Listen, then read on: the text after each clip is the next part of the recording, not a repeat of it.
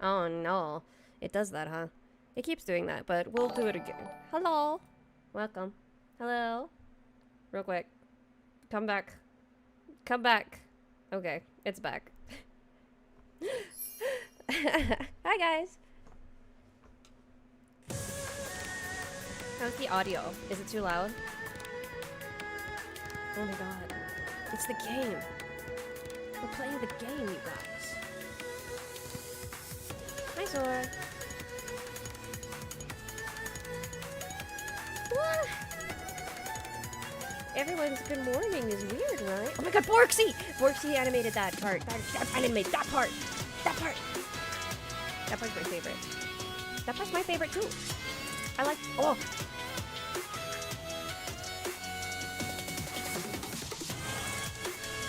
Wow, I can't believe everyone dies here. I'm so happy the spoiler ban is lifted. I'm so fucking happy the spoiler so happy. Yay!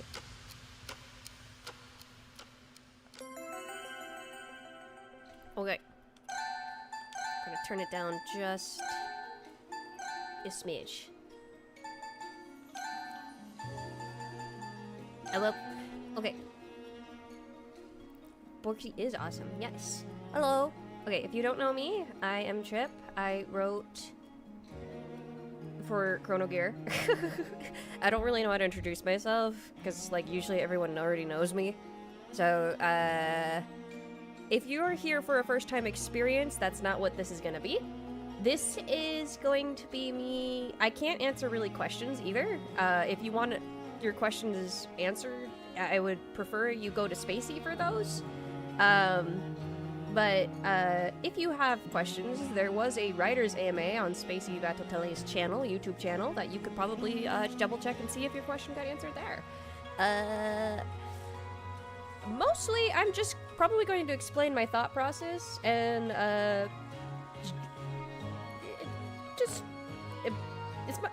it's my first game I ever worked on. I'm gonna enjoy it. Fuck it. But yeah. Yes, I was the one who's pitched Fairy Riss. I didn't think they'd add her to the menu. I don't remember how that happened, actually, but I love her. I love her so much! Genuinely, I want to commission a little charm of little Fairy Riss. If I go to a convention and I see little Fairy Riss, I would be so happy. I would be so happy. Genuinely. Okay.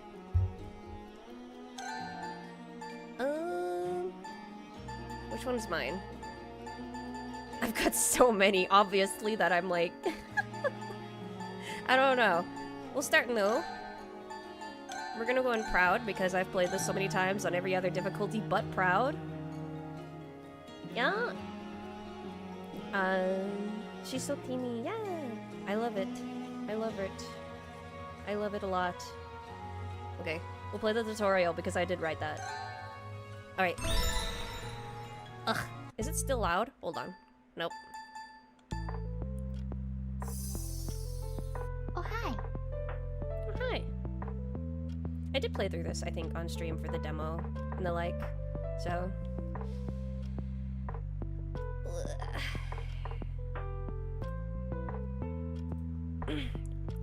That border art shouldn't have saved. Whatever. What are you doing here? You wanted to come look at the thingy you were making. The Chrono Gear? You can't have it. Feels so very siblingly of them. So very... It's my thing. No, I want your thing. That's very Crown May now that I think about it. She wants her thing. No, that's my thing. You can't have my thing, but I want your thing. That is so them. It's too big for my pockets anyway. What's it for? It's beyond comprehension for anyone other than me. Someone gave me shit for this line, by the way. Someone gave me shit for this line. They're like, is this a T4 reference? Listen, I just think time is incomprehensible to anybody other than time itself. We're still trying to understand it. Fuck, there's people who still don't understand Stonehenge, and I feel like we got that figured out ages ago. My Warden, the Chrono gear that will make you stronger is nearly complete. Stronger? Aren't you already pretty strong? I'm flattered. However, this is my personal project. Solo. So, this is a little something that, nobody but me knows about this particular line, about the word solo here. I have a friend, a writer in the community who I adore and love very dearly, and they're called Solo. So I did add this little line here, snuck it in, because it felt very nice, especially when Solo noticed it. I was like, yay, you noticed it! Alone. It really feels like Chrono when reading the tutorials, conversations between them. I wanted to strive for that when I was writing this. Don't you already know some really cool moves, though? Ooh, man. What were they again? Was it up, down, left, right? What? No. Don't you write everything down in your books? I never knew that about the solo line. That's so sweet. I really, really love the writers of the community. So it leaks out sometimes. Don't you write everything down in your books? Yeah, but I forgot where I put my time book. Can you help me write a new one? As much as I despise interruptions, I can't pass on an opportunity to be rewritten about. Very well, get your pen ready. Let me show you what I can do. I never said this to the team, but the fact this thing blinks has always been weird to me. I thought it would be static, kind of like a sticker, like maybe a sign or something, but he's there. It's like, and we have a separate model too, that's just the little snake, right? So when the tutorial first was made and I saw this, I was like, what the actual shit? It looked like it's a cute little speech bubble. It's so cute, but I don't like how it blinks. I genuinely don't like how it blinks.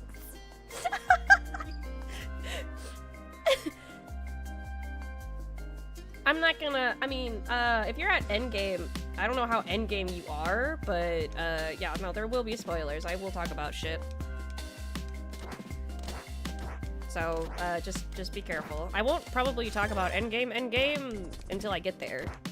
Possibly. I'm gonna talk about things as I go. He looks like a speech bubble, yeah! Spacey wrote all the dialogue for this, so you guys could understand what the hell you were looking at.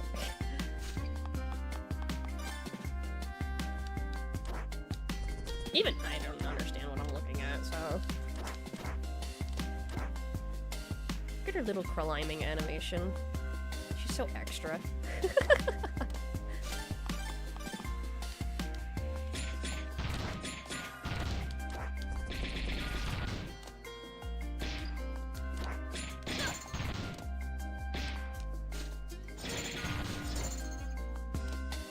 So, something that I don't know, maybe it's just me. I don't play platformers a lot. In fact, that's what's the crazy part, writing this game. I really don't play platformers. In fact, I hate platformers. So, when they added this, where you can reflect stuff, and I think that was something that was really stuck out to me, core game design-wise, when they... Stop, don't punch me. Being able to deflect shit was so cool. It was massive game changing. it amped up the fun for me so much. It really did.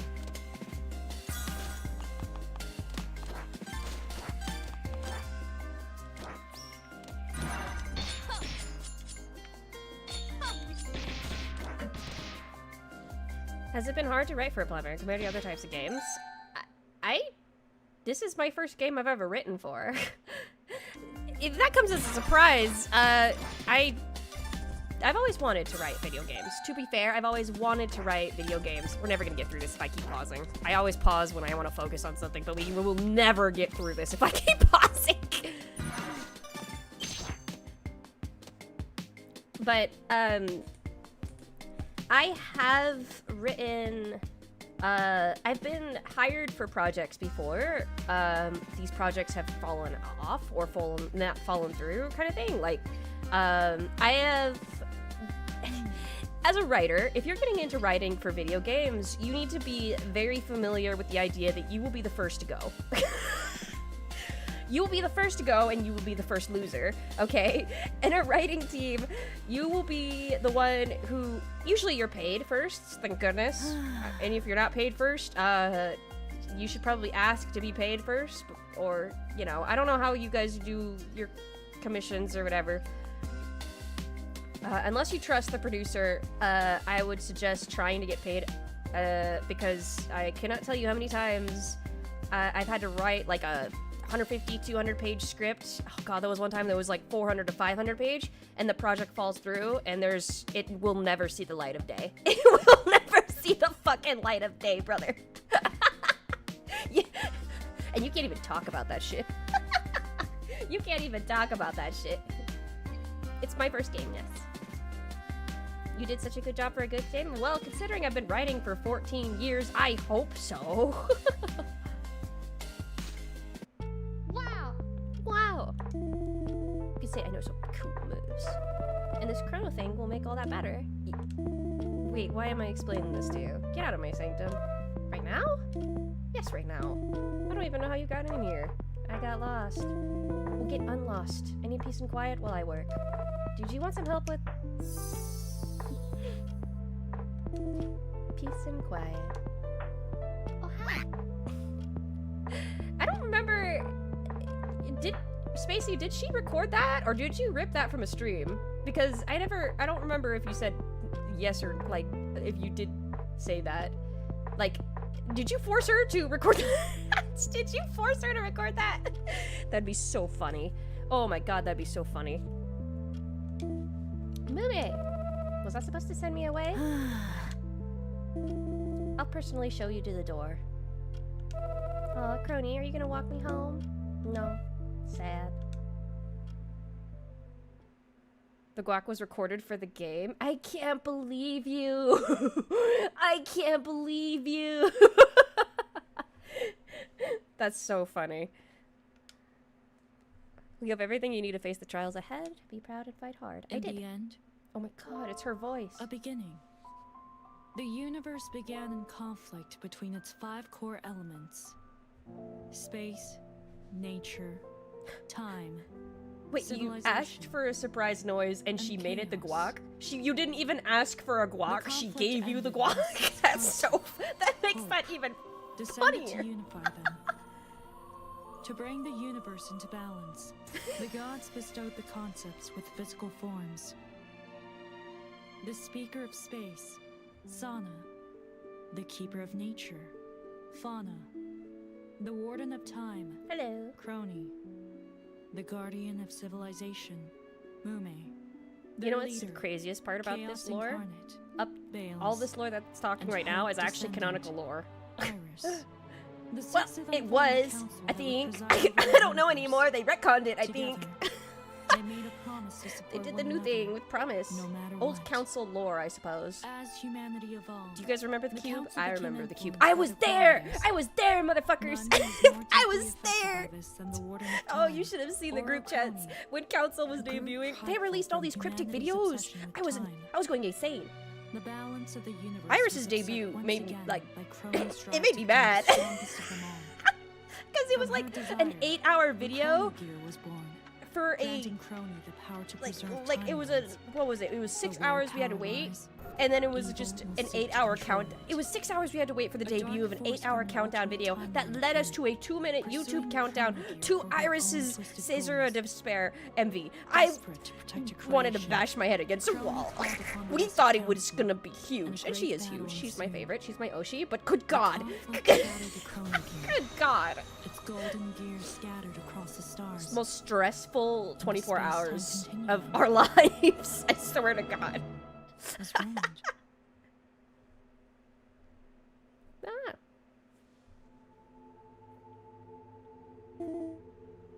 Her head.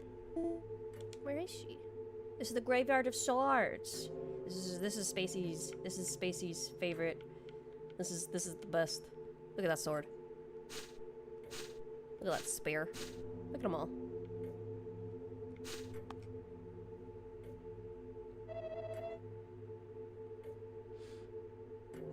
Yeah, that was literally the only difference, Space.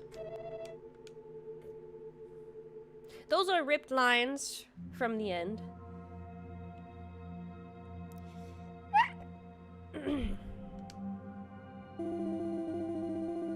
I don't have time to be lollygagging. Listen, okay? About the freaking this line here, I got shit for it because it's like it's really Midwestern for her, and I was like, what? I don't know. I was looking for a word that, like, I don't have time to be dawdling or something. She doesn't say dawdling, does she? It's so hard. They talk like streamers, okay? I'm trying to make her talk like a Warden of Time, but she's gonna sound like a streamer. I gotta fix them.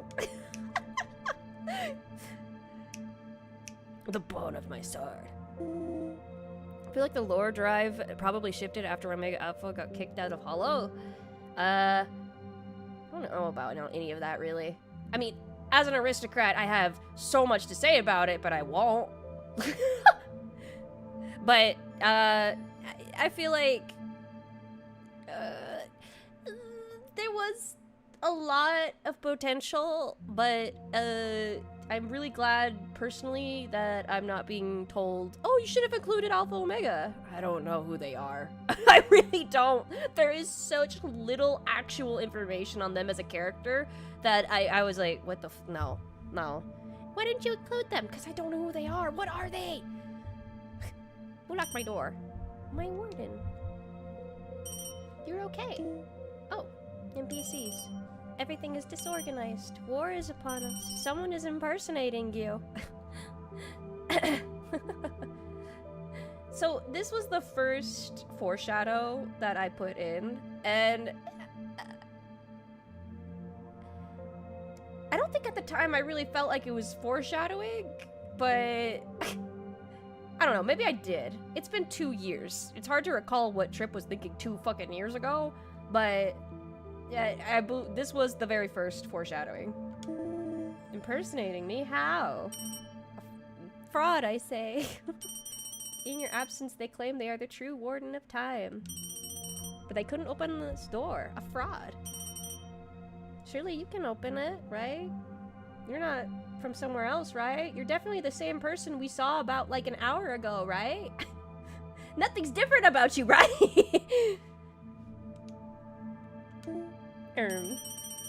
There are golden gears scattered all over the world of time. We found one, but the turncoats are keeping us from getting it for you. Leave that to me. Guard this door until I get back. I'll open it when I feel like it. Yes, my warden. Everyone will talk about Kyla's introduction to that line. So, fun fact, Doorway to Nowhere was the first level Spacey pitched. I think I mentioned this in the Writers AMA, but this was the first level that was pitched to bring in the Chrono Gear team members to like Spacey's project that she was making. And this is literally almost like it's gone through tweaks, but this was what like was shown, and I was like, what the fuck? Like, this is how it looked 2 years ago, brothers.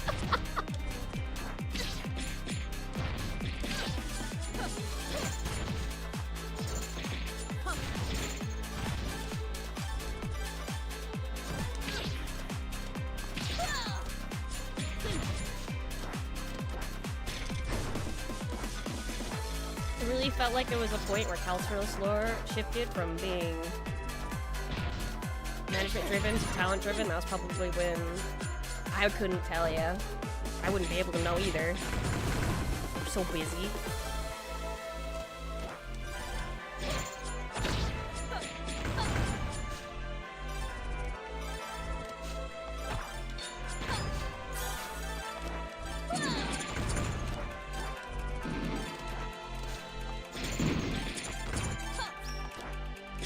So most of these enemies had already been, like, designed and whatnot.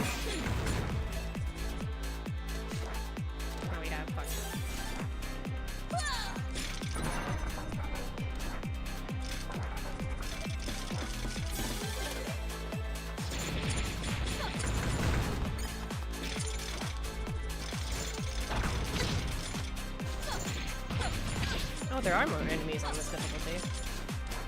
Ugh! He's faster! Gross. Ah!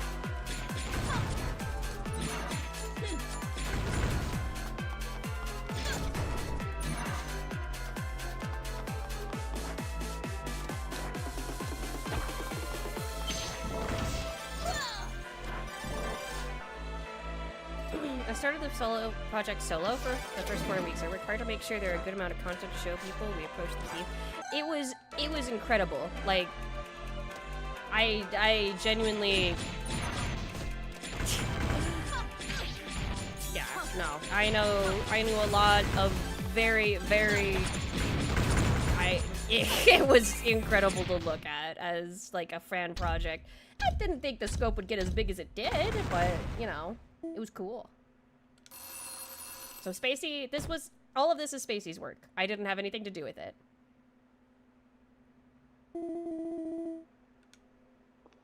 All of this. Every single bit of this. The golden gear.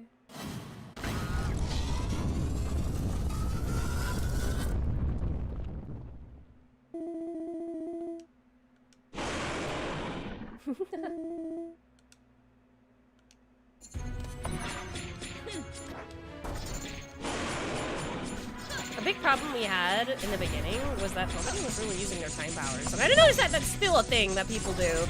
They don't really use the time powers.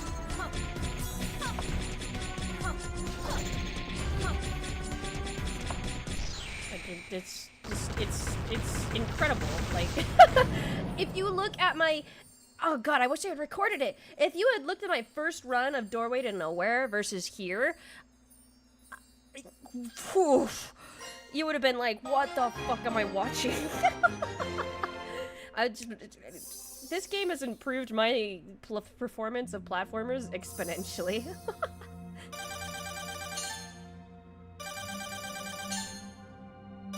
Try to do everything hitless.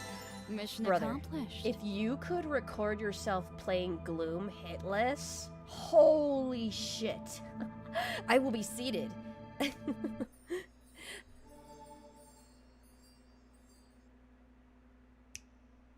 Open my door, Warden of Time. Collect my 8 doors. She did it. We just waited. How did it go? Did you fight anyone?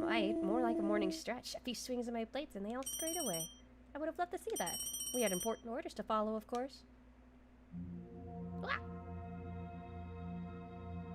The first hub! Wow! Home sweet home. Ah! Where is it? Where is it? Where is it? Yes! The books. We had actually plans for more books than the 3, but we did dumb it down.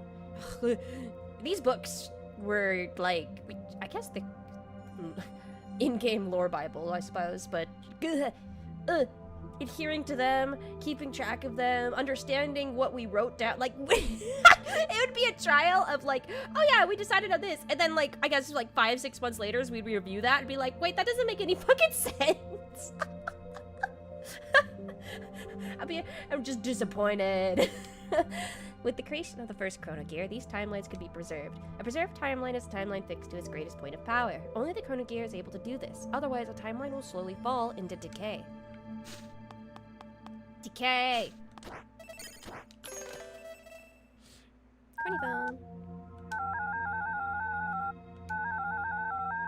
You know, it's so funny. I don't remember how that conversation went, actually, but I know that the password gimmick in the Final Ascent, I don't remember how that came about. I don't know who suggested it, but it's so funny how all of us forgot this thing is a phone. All of us forgot that Chrono phone was a phone. Even people who are playing the game, I noticed, were kind of confused when she could just do a phone call. I found that so funny.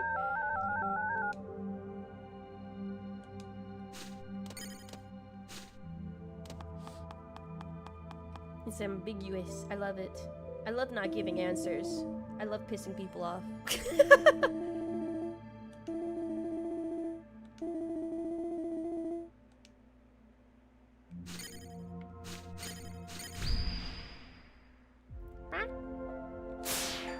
Alright, and now the level that made me and a fellow tester make me want to fucking rip my hair out. So if you don't know, Belltown is special. It's so special, you guys. Because this is the level you will try to do when you try to do the pacifist achievement.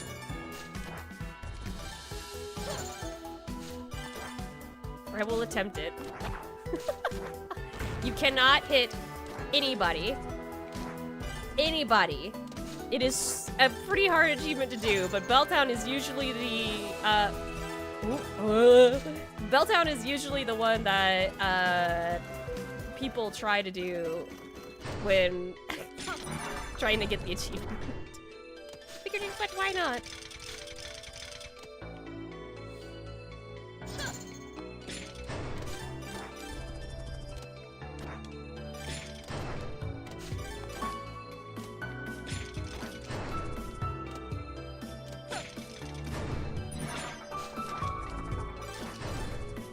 Honestly, I think Sands of Time is easier to pacifist. It just takes longer. Honestly, I agree. I agree.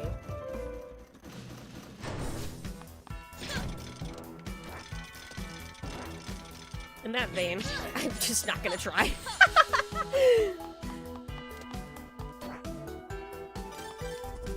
So I did want to get this CD up here. Yay, so...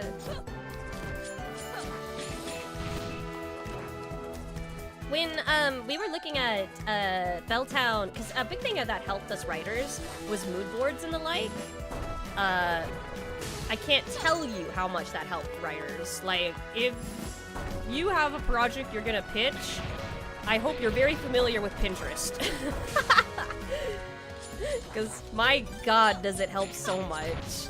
It really does. Just to, like, grab some imagery you know that looks like what you want and show it to your writers, your concept artists, whatever. You'll get what you want. You will. A reference goes so far. It really does.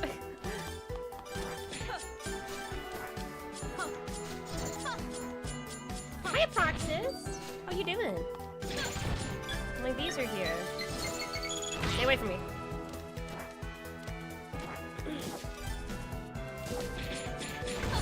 Oh yeah.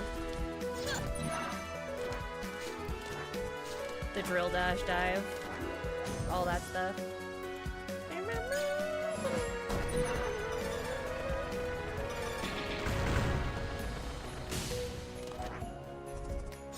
That's another thing. This game has so many brain worms.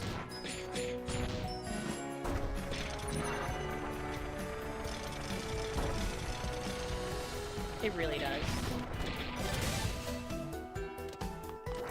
God, and the little bit remix in the Roboco fight.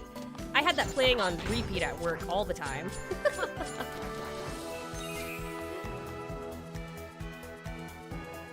I did Pacifist and Sands of Time, so it may take longer, but I really enjoy lighting obelisks. That was added. God. Spacey could probably tell you the most about that, how many reworks Sands of Time went through. It used to be, that was a big problem we had with World of Time, dude. It had so many missions that were like 20 minutes long. It was like if you wanted to play the maze, but you never left. You liked the maze, right? The maze was your favorite one, right? Now imagine a whole world of it. Yeah, I know.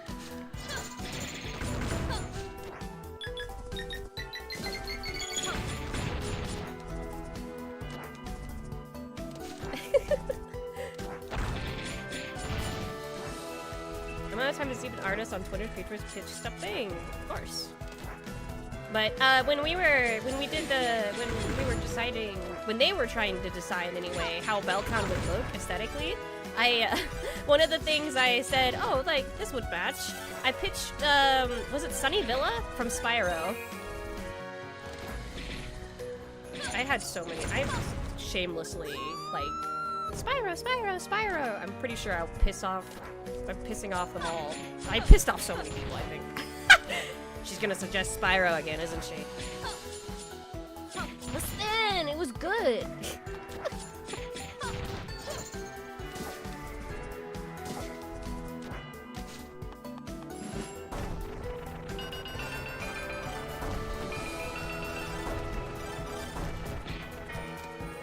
The PS1 Spyro games. I played all of them. I played so much of Spyro. I played the Game Boy games. I played all of the I played Crash Bandicoot. I played them all. There isn't a level in Spyro that I don't know, is the thing. And it's not because I played it so much. I only played Spyro like 2 or 3 times. But the levels are so memorable that I feel like those are a good example of things you should be looking for in aesthetic design, especially if you want to go for like a platformer like this where you have multiple hub worlds. Each hub world needs to be memorable in its own way. I think Spyro 2 is one of the games that I think suffers from this because I couldn't fucking tell you what level belongs to which hub because they just fucking randomized that shit. That was annoying. But in Spyro 3, the best one, you would know right away. Like, oh, that one goes there. Oh, that, yeah, you know. How did you decide in which order the stages would be displayed? That wasn't me. That was a pretty great opening stage. Belltown, I think that's entirely Spacey's decision. The writers, we had say in how the story layout would be. And so, we had sometimes we would be like, yeah, okay, it would go like this. Like, example, World of Space used to have, like, 7 missions. But, as always, that was way too much for poor little old World of Space, so it got cut. So it's not a matter of, did I decide that? It is a matter of, did they decide that? Citizens of the world. Iris. It's Iris. Kearney. How's it going? Oh, you know, the space-time continuum is hanging the balance, and I'm the only one who can fix it. Same as usual. Why are you tiny? Hey, who are you calling tiny? There's a total influx of despair. It's way too much for little old me. Despair makes you tiny? That's bizarre. Does being a jerk make you taller? She's so cute! And to think I woke up and came all the way here to help you on your mission. On your mission! You're here to help? Of course. As hope descended, it's my Nephilim duty to restore hope to the masses. No offense, but how can a fairy be much help to me? Fairy? How did you not hear me? Nephilim. Nephilim. As I am now, I can offer a little bit of support, but I need some hope. I wrote that. I need more hope to really beef up. I see. You know, I've been going through some weird stuff lately. And I don't know if I should tell her about my dreams. Not yet, at least. I guess I just want to say, it's good to see you again. Aw, Kearney. Wow, I've never heard you say something so nice before. I would hug you, but you know, you can hug my arm if you want. Okay. Cute. Thanks. Iris? Yeah. Look at this. Look at this little bottle. I suffered on the maze level purely because I was hunting for all the discs and threads. I got all the discs and threads before I got the damn, the 10 spare parts. I was losing my mind. I love it. I love missions that throw you through the ringer. I'm weird like that. If a mission is like the kind where it ends and you're like, okay, you can go home, but if you want the achievement, you can keep playing, and I love that. That it pisses people off. I love it so much because it's like, yeah, I guess so. All right, well, I'll just keep playing then. I fucking hate it, but I'll keep going. The fairy Oshi. Hi, Iris. We'll restore hope to the masses in no time. Then I can show you what I'm really made of. I thought you were made of hope. Yes, that's what I was going to say. Iris is a fun character to write for. Actually, she's the hardest. Because, to me, this is just me because I'm weird. Because, she's my Kami Oshi. I would write her. Shut up, Kearney. I would write her and I'd get embarrassed. I would write her and I'd get embarrassed, dude. I would get so embarrassed. I'm like, this can't happen. No. Don't worry about getting hit out there while tracking down your clone. I've gotten pretty good at healing you, and try not to get hit anyway. Technically, I never get hit. You may time travel, but you'll never get good. I'm perfect the way I am, thank you very much. Oh. Quite a looker, too. Hey, tell your girlfriend I said hi. She's not my... I mean, it's nothing. Nothing's going on. Come on, shut up and kiss her already. This conversation is over. Trip, the Dark Souls game dev, apparently. The Dark Souls? No. I would never... Listen, if I was going to write for a Souls-type game, I would plead and beg that it isn't Souls-type. I want people to enjoy the story, and I don't know. To me, I think Souls-type games have very tragic and really, really in-depth story, but the gameplay sometimes just makes people, like, just skip over it or something, because it's, like, a matter of... I don't know. It depends on the game. The gameplay has to complement the story, and the story has to do the same with the gameplay. Like... They have to work together. I think a good example of this is a lot of the,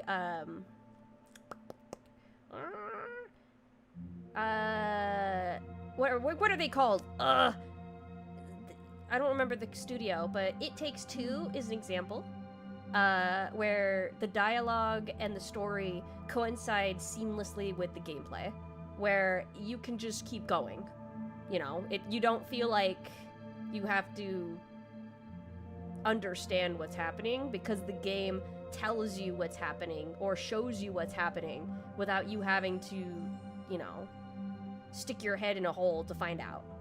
It's very nice. Zeta, your Oshi, that's so cute. Zeta's cute. I need to watch her more. I haven't actually watched anyone outside of Kyla for ID. I did watch a bunch of Muna. I used to watch so much Muna. Muna was so cool. She is cool. Oh yeah, Crony or Oshi. How did that feel, by the way, when she started streaming that? Okay. We'll do this one next.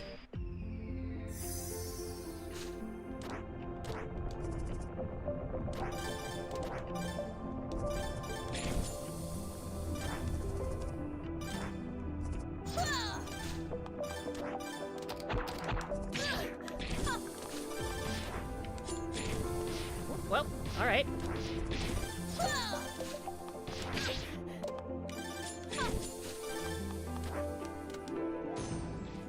It felt like...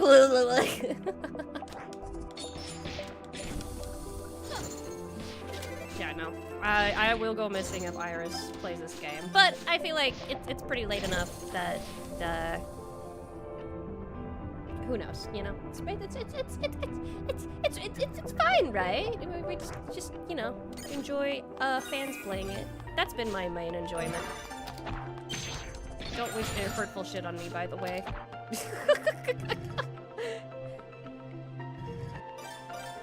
I sometimes worry about emphasizing or grandstanding my Oshi too much, so I try to keep her role smaller. I worried about that as well when Iris got introduced to Alter Timeline. I'm like, oh, I'm gonna get shit for this.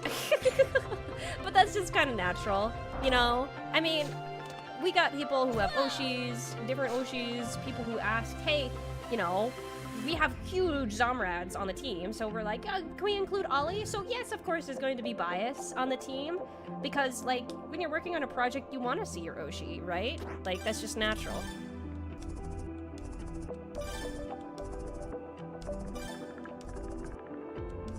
The Hourglass. Not a warp prison, by the way.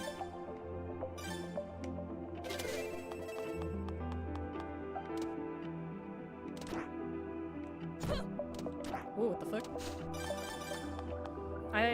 I wouldn't pay to see Trip and Spacey's library to their Oshis playing Crody. No. Hell no. Okay, no, it's just the one. Okay. Listen, I write so much Amelia Watson. Why is everyone surprised Ame is there? Thank you for including Ame. Do you think that everyone I know, a Bungle, all of them, do you think they would forgive me if she wasn't in the game? Okay? Do you think I would be forgiven in any capacity?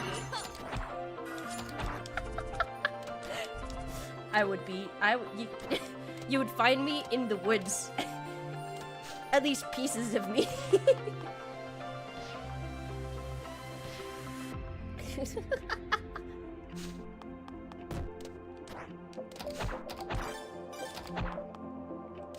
Oh my god.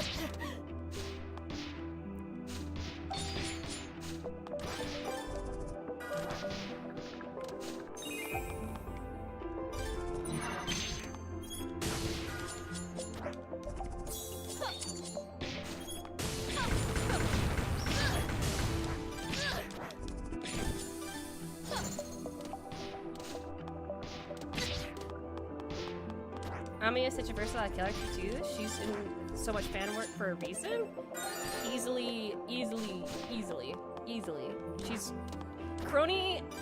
If I had to rank them, I would say Ame is the easiest to angst out of all of EN. And the top 3, I would say. Ame is easily just because the time traveler aspect. Crony comes in second, of course, because, you know, the effortless march of time. And listen, okay, the original lore states that she was the one that caused the war of the concepts, her as the concept of time, causing, you know, all of the problems that happened. And she's depressed. Like, that's great. That's good. And the third one, this might come as a surprise to you. The third one is... Actually, should I say that?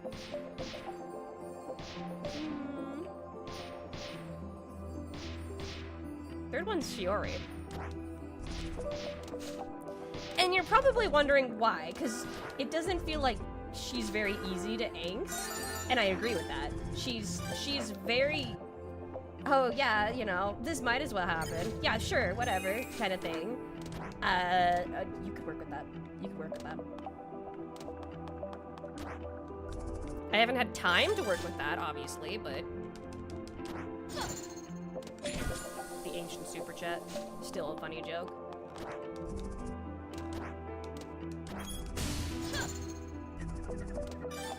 OMG, when did the game update to add key rebindings? It's a godsend?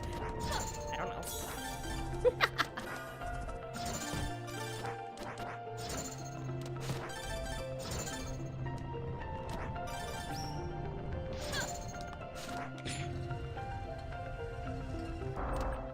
A potential villain role? I mean, you're not wrong. Just how it's very easy to make Ame a villain role as well. She even said herself there was a great Ame war.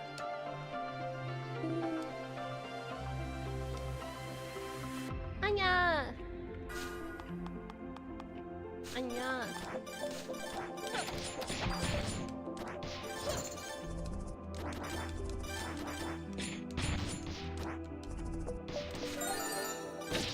Whoops. What the hell? She got so excited about the ladder. It totally makes sense, the story. Thank you. Thank you. Oh, we're going backwards. Right, I have to go back.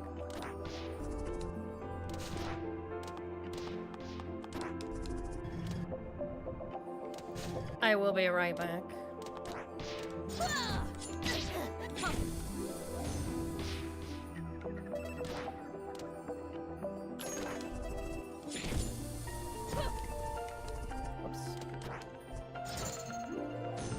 I feel like there's unexplored ink potential for Anya as a living weapon.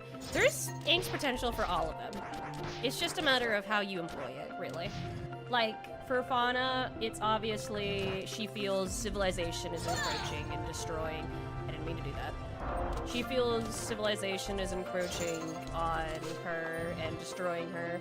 And Mume, obviously the memory loss and feeling separate from council as being a man-made concept versus all of them being godlike concepts. Then you have, I think Sana actually is the hardest angst. Oh, wait, no, I forgot. Her and Ina, that's right. Oh my god, that's right. Right on. I completely forgot. Anyway, her and Ina and the Ancient Ones, I think there's so much that was never explored with that. That could have been something great. The Apostle of the Ancient Ones? What does that even mean?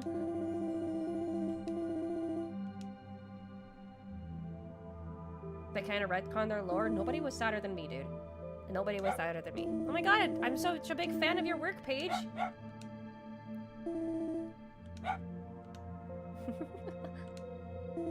Cute. And then, who's the other one? Bae. Bae, I love the angst of being put in, because she came after the war. That was something that we found out after analyzing it a lot. After the Four Concepts warred, the gods bestowed them mortal forms to limit them, but also kind of, it's like a timeout jail. These mortal forms, Chrono, her form, is a kind of a punishment. Because, you know, when you're this ephemeral, timeless concept and you get put into this kind of form, whatever, I guess it wasn't worded as a punishment, but they bestowed them mortal forms. And they made Chaos their leader to kind of keep them in order, which is really funny when you think about it. So you have Chaos Incarnate trying to act as a leader to these warlike concepts, who is just made, you know, she has angst potential as kind of an existential crisis, I think, on that matter. It's really good. With Myth, the angst is just always there. With Callie, it's because she got tired of hurting souls over the lake. She had many videos about that. That was good. And with Ina, of course, the Ancient Ones, we even show that in the game. Kiara, her angst is that she forgets her memories after she dies, which is kind of like Mume in a way. Birds of a feather stick together. Yeah, but her angst is that she will forget her memories after she dies, kind of thing.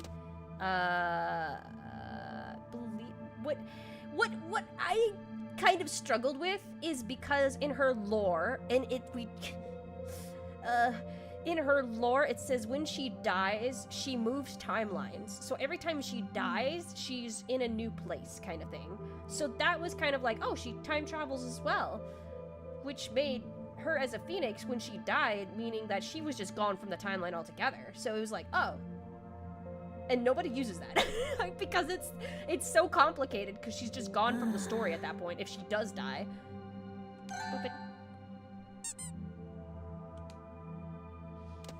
with Gura, of course, Atlantis, she was bored, she's alone. Well, she's not technically alone.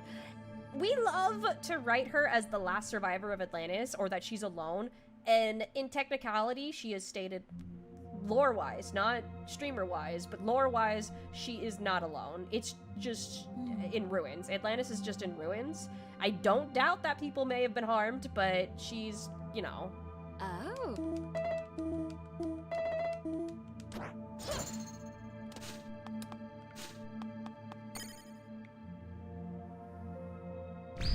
Insanity, yeah. Yeah, Ame and Ina were working on lore together. I think about it all the time, especially the little art Ina shared long ago, where it seemed to be an adult figure, a guardian, leading Ame away. I have always a headcanon that Ame, because Ame did mention this, by the way, so this is the kind of the lore brought on by what they have talked about. Ame says she received her watch. This is her mouth, by the way, her word of mouth. It has never been explicitly stated that Ame stole the watch, by the way. That's always been headcanons and stuff. In fact, Chrono herself has never even said that Ame stole the watch. It's just been, hey, where'd you get that? Hey, where'd you get that? Hey, where'd you get that kind of thing? Obviously, now that we know that she owns a fucking closet full of them, we know that they did belong to Chrono at some point. But, you know, Ame stated on stream that she received her watch at I think it's an ancient graveyard or a tomb or something. She was at someplace as a child, and she received it from a mysterious entity. I don't remember how she described this entity. I just know that it was given to her. She specifically said it gave it to her. And a lot of people like to think that was Ina, or the Ancient Ones or something. Traveling through space and time kind of thing. If you can make it Inami, you can. That's fine.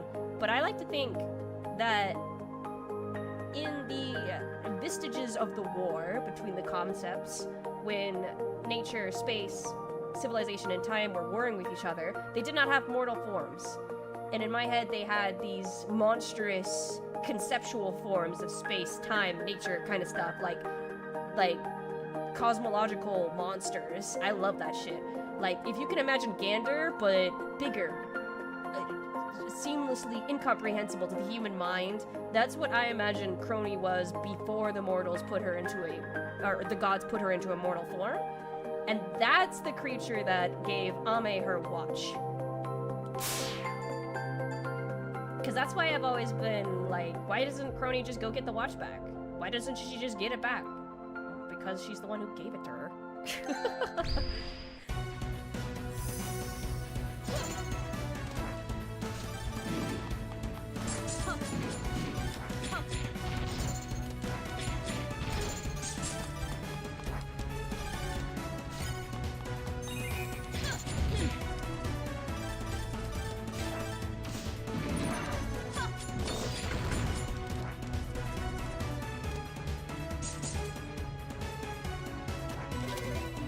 Nothing pains me more than the fact that Sana only truly wormed her way into my heart in her final days before graduation. I was too broke to buy Sunlight plushie when it was on sale.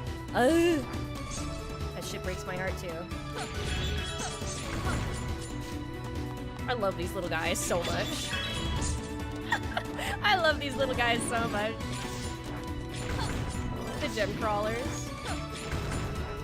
I love them.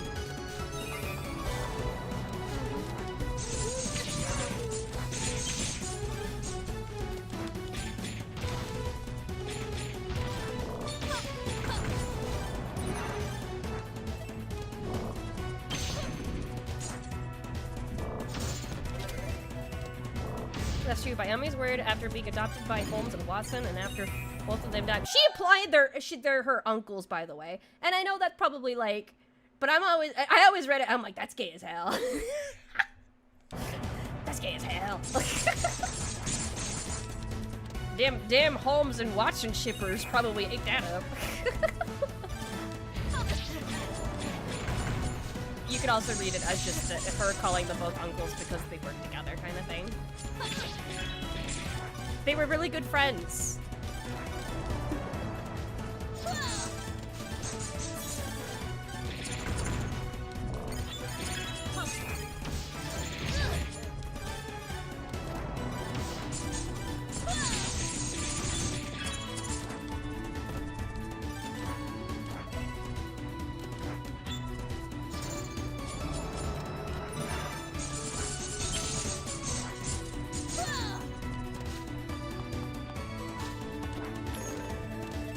Our little bee-boo reference, yeah. I find it sad that the lore had to be updated, but I understand why they had to do it, to kind of indicate the new Promise era and fit more with their actual personalities. Yeah, I wish the old lore would have stayed on the website, because now it feels like lost media almost. Like, new fans definitely aren't gonna understand what the hell I'm talking about now. Like, oh, Jesus. Let's go. You know Ame wanted to ship them? I don't doubt it for a second.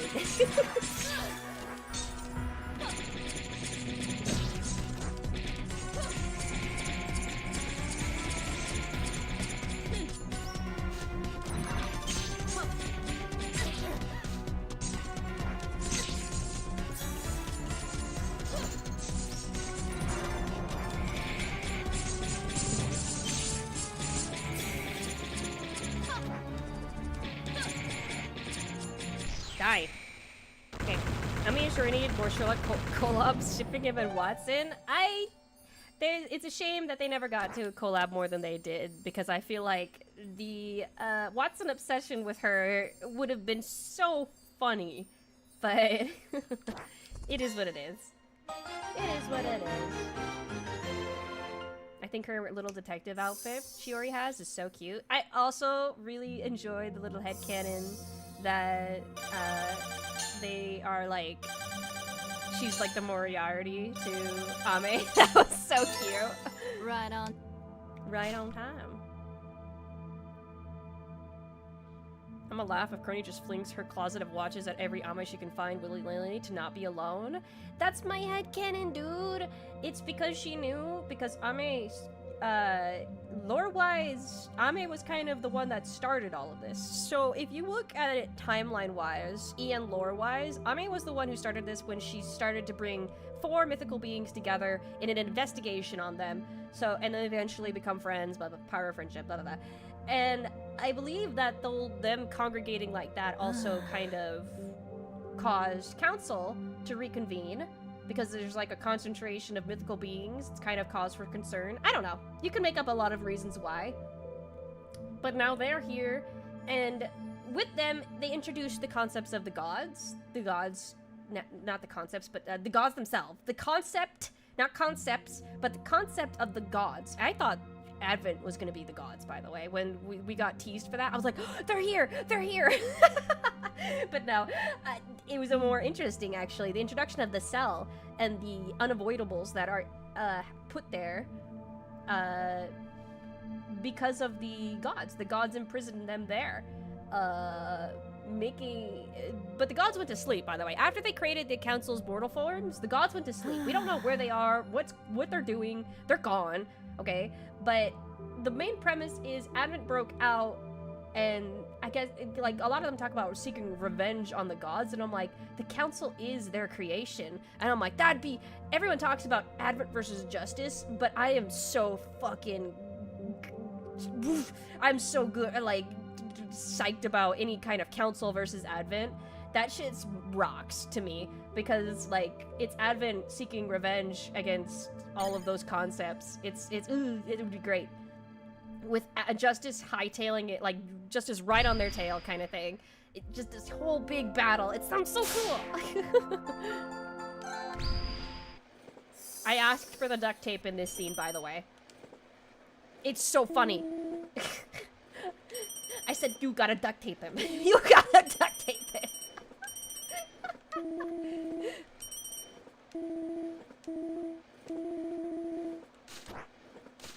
I wonder if new fans would even bother to find out about them, though. The game definitely piqued interest, though. That's where I'm glad that Chrono Gear... That's what I hope Chrono Gear can do for new fans, because you can't force them to look at the lore. You can't force them, you know... But I hope that if they do play it, it kind of gets added to what they feel the lore looks like, or at least a reminder. Some of this is canon. Not all of this, but we did take a lot of from what, you know, their debuts, the debut videos and stuff, when, you know, deciding how we were gonna structure the lore and stuff.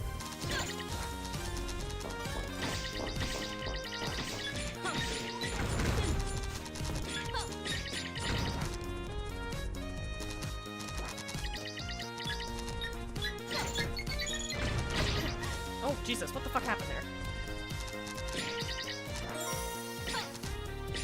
Shuri Moriarty was amazing, especially when she pushed her off the crab game collab. That was so fun. Good times. Good times, good times.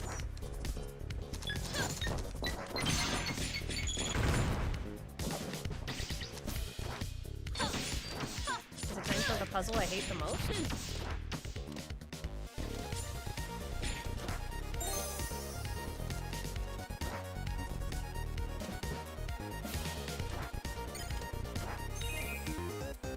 Was the lore actually retconned or just updated and the timeline progressed? So when Promise debuted themselves as a not a new gen, as a unit, their lore on the website, the HoloLive website, got changed. So the old lore is no longer there. And the old lore talked about them as concepts when they were created by gods and stuff. Like, it's still kind of there, but now it's more aligned with, we're idols, we're cute. So a lot of the really angsty, almost biblical shit you would have read is gone. A shame, but you know.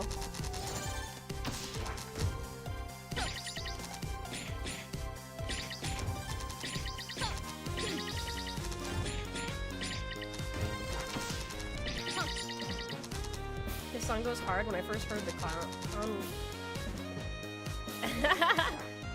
Right?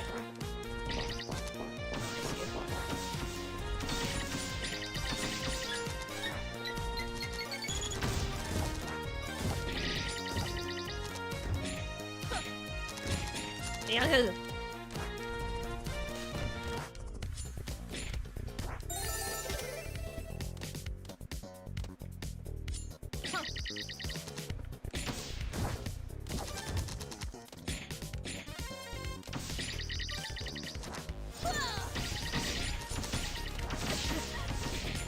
Get rid of you.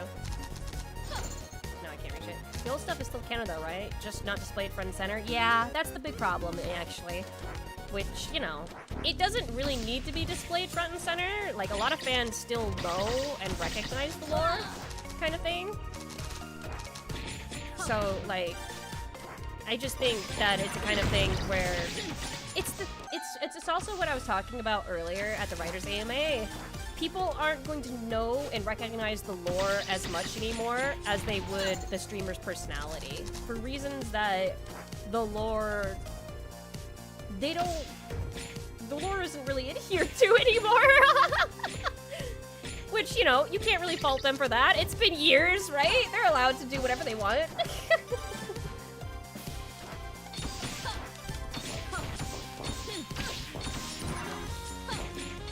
Just like how Kiara wishes she was more of a Phoenix warrior than a KSB CEO.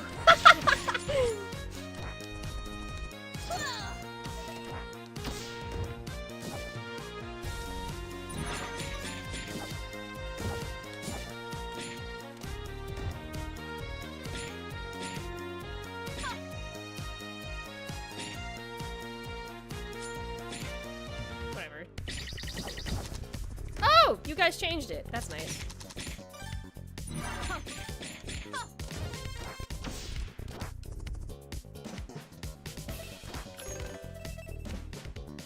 Thank you. Genuinely. I think Chrono Gear strikes a good middle ground between the super serious counselor of old and the actual personated talent. The latter is the core focus, while the former drives the plot. Exactly.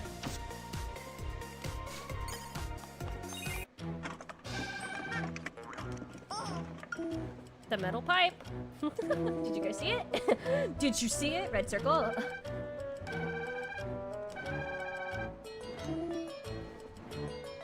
Lore? What lore? By the end of it, Mume didn't even play up the forgetful angle at all. She forgot about it. Haha, very funny. Dude, I just think she has... I don't know. My only qualm is that they're not going the lore for the first two gens as much as with Advent and Justice, which understandable being they're connected. Yeah.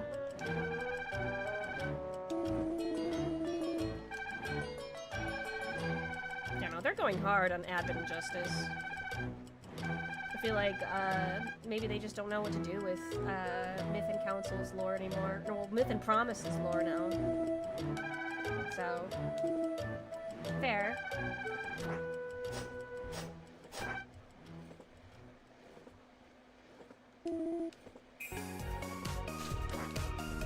It also depends, I feel like, if they're into the lore.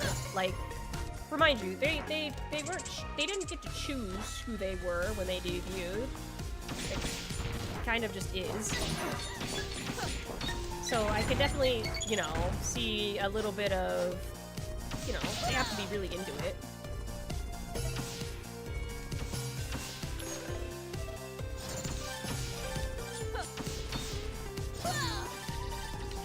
Or you can be like Rara, who just drops a bombshell of lore on Twitter one day. She can teleport, you guys!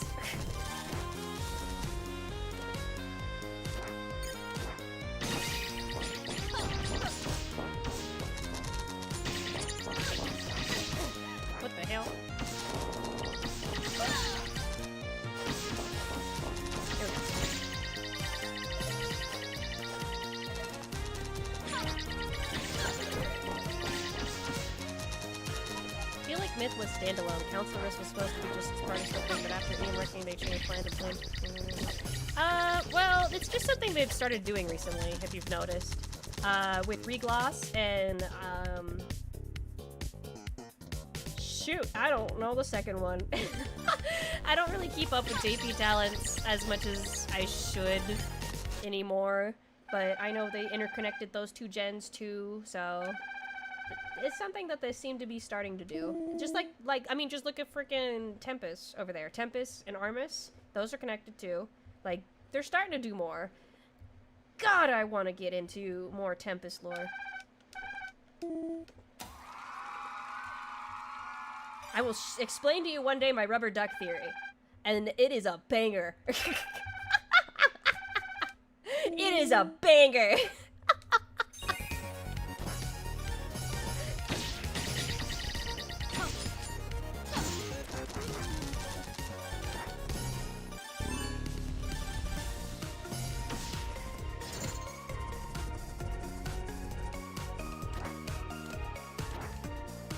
Flow Glow, that's who they are. Jesus, how could I forget?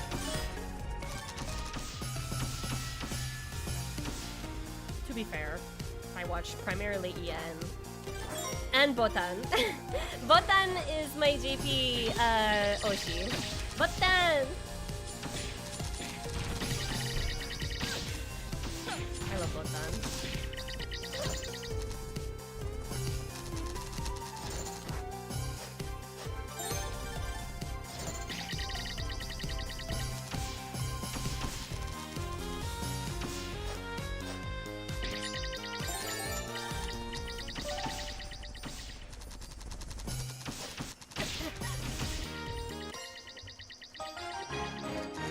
With her claws. She can rip open portals with her claws now.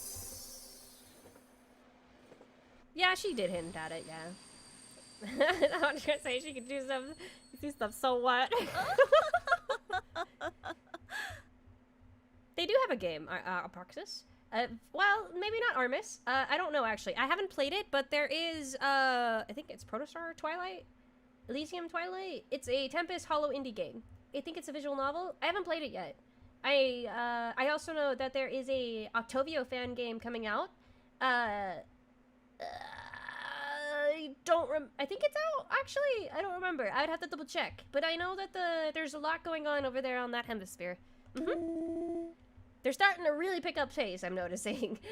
Especially after the Elysium game dropped. I think there is so much they could do with Elysium.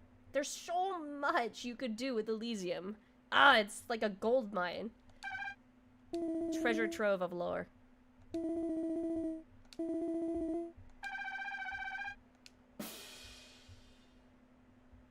There's just so many talents nowadays, it got harder to keep up. It's hard for me to keep up because my Oshi graduated. I was such a big Magmite. It hurts. It stings. It stings.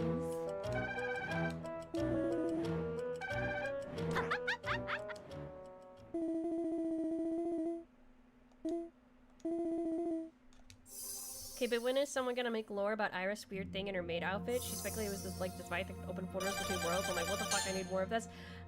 Sometimes Genki, sometimes hand on your shoulder. You gotta ignore what they're saying. Or you're gonna go crazy. You gotta ignore some things they say, or you're gonna go crazy. Some of the shit on the trivia page made me go, what? Because I was looking at it, because I'm not gonna know everything. I'm not omnipotent. I can't watch every single stream. I can't catch every single stream. So I'll look at some of the trivia on their VTuber wiki, and I'm like, there's no fucking way in hell that this is going to be canon. I just can't. It just can't.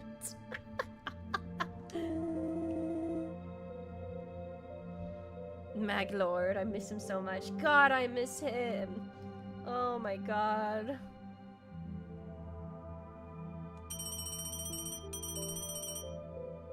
I still watch Casper, but I wish he'd stream more.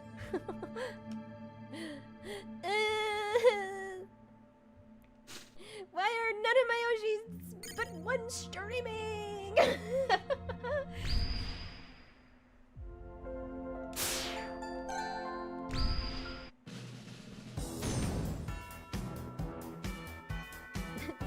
for me, Oshi. Collect my 8 streams.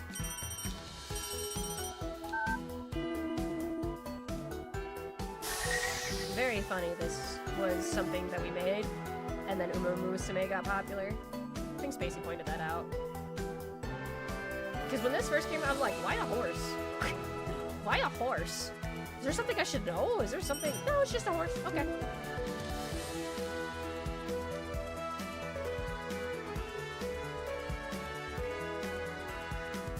I just love tying in Hollow Heroes and Tempest lore with Kobo and Ragos being related. Oh yeah, that's right. Plus Kayla being an armorer for heroes and Zeta being a spy informer to pair with Tempest heroes. But you could pair a lot, yeah. If I explained my theory about all of that, we'd be here a lot longer than I... We're here for Chrono Gear, but oh my god. Brother. Everyone forgets Elysium is a virtual world. It's a video game. It's an isekai story. Altair is from our world, and Altair is there as the isekai protagonist. Yeah, you'd probably be like, oh yeah, another isekai story, right? He's not the good guy, you guys.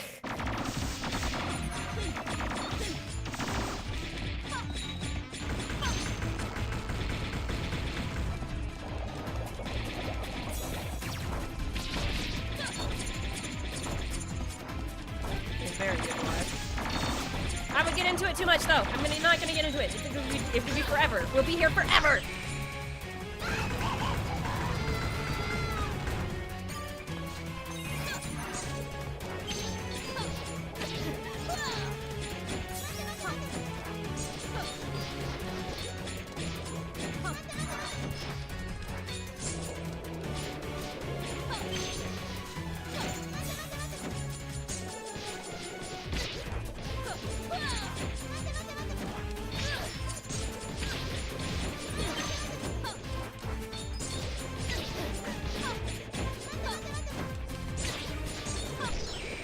Got it.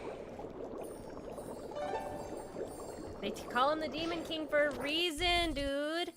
It's because when he went to Elysium, I don't remember actually what I wrote down, but I remember he is the Demon King. He has teased this before. He became a terrible, terrible Demon King, ruling all and forever, like, just because this is a world he could create. He could do whatever, because he has, like, some sort of god mode cheat or something. And he just fucked around too much and realized he became a horrible fucking person because of that. And then changed his form to Altair, so he could create and... the Tempest Guild, pretend he's the hero, be all beloved and shit. Dude, it's so good! It's such a good theory! Dude!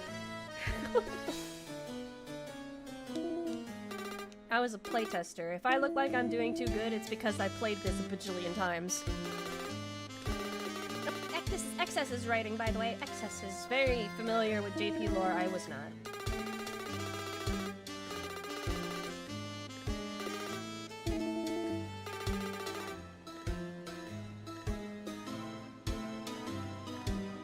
Oh yeah, 1.5 debut. I can't watch it, dude. I get too sad. If I watch it again, I'll get too sad.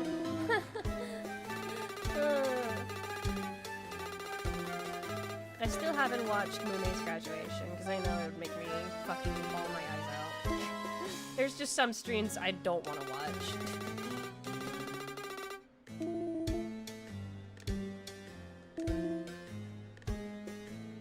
Yeah, I didn't know that either, Proxys. Takes 2 riders to tango. Excess also writes a whole lot of GP fanfic on Twitter, if you want to check that out. Yeah, I plugged them. That's crazy.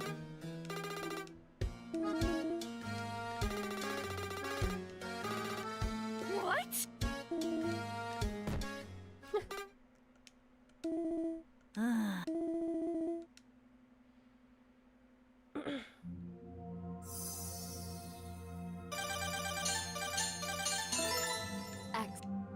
Okay, here we go. Woo! Ta-da! You've returned to normal. Sure am. Rallying all those clocks restored a lot of hope. I've become much stronger. That's convenient. If you get strong... You get even stronger will you descend like that a third time? Har har. You should be happy. I can do a lot more to help you now. For instance, I took the liberty of sending an SOS signal out to the rest of the council. What? Why would you do that? Why wouldn't I? We need their help. Were you planning on gathering all the golden gears alone?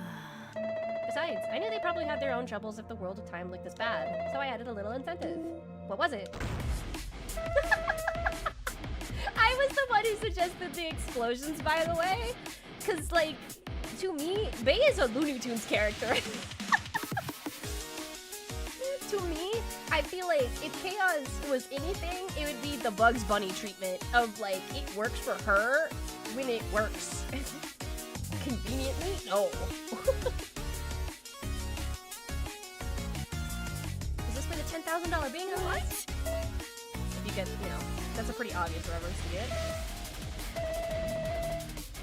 Typical Beirus.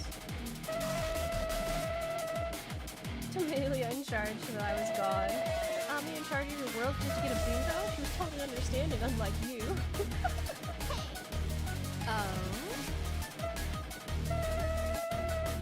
It's all messed up. I'm guessing your world got hit bad too. I just finished tidying up. We got some culprits still, but yeah, I've got director trouble too. I'm betting the others are dealing with their own miscreants. Hey, Crony, after your Chrono thingy shattered, for a moment I felt, and this was, I think, yeah, this is the second foreshadow.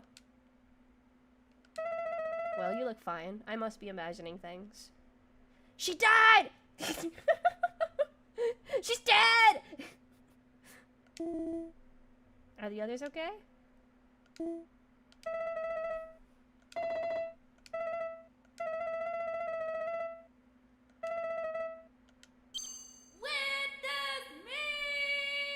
And the cube animation, I would believe the tune physics. I think that it works best for her. The clocks always get me. They're just little guys. I think that's also helped a lot with when you go to Altered World. When you see them all dead, it really hits a lot harder because they're just little guys.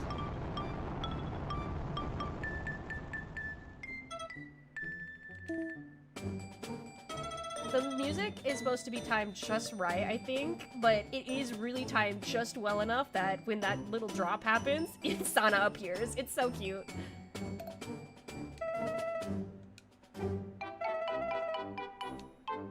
Dun dun. Dun dun. Bay's elemental power height. Well, how do you display chaos as a power? That was like something that was kind of like hard to get at, really. Like, how do you describe chaos as a power?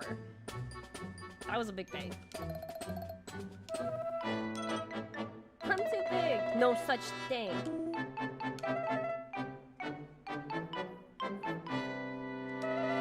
The tiny gags, yeah. That's something I stressed a lot too when writing. If you don't know how to write a story that can be engaging, make it funny. Try and get someone to laugh. If you can make somebody laugh or make somebody amused by any side of dialogue of the sort, you have them endeared. Not maybe to the characters, maybe not to the story, but they're endeared to what they're going through, and they're like, oh, you know, it's like the build-up. I want this all to be happy, fun. I want you to laugh. I want you to have a good time. It's an adventure. So when later on, I drag you to hell, it's gonna hurt.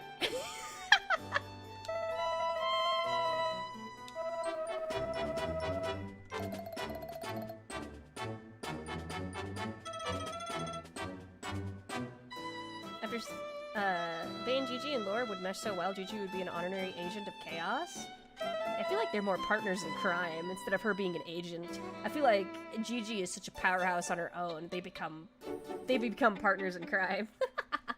Honestly, the Enrico thing, every time Gigi and Bay are mentioned, I think of Enrico when Bay was trying to drown herself, and Gigi's like, no, no! She's drowning too. And then if you're watching Cece's point of view, it's so fucking funny.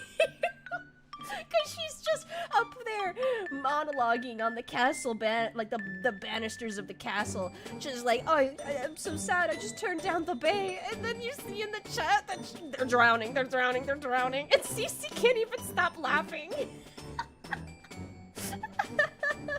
Oh, it's so good, dude. I fully always endorse, if you want to watch season 2, watch season 2 from Cece's perspective, because her arc with the princess got me stressed out, brother. Her arc with the princess got me stressed, high key.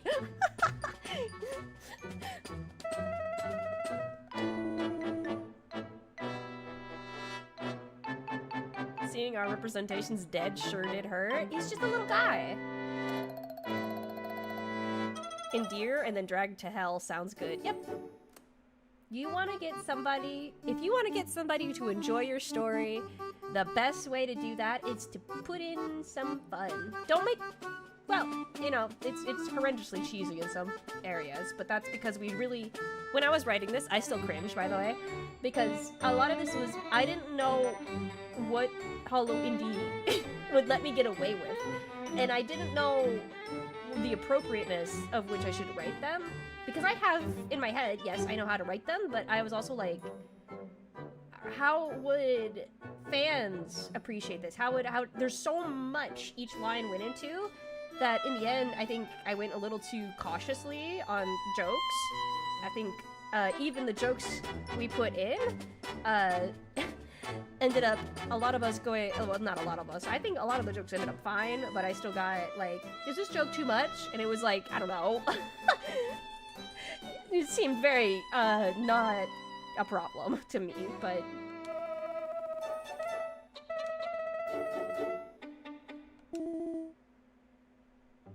Girl needs therapy? Dude, I hope that princess is dead! Oh, can you imagine? Huh! Huh!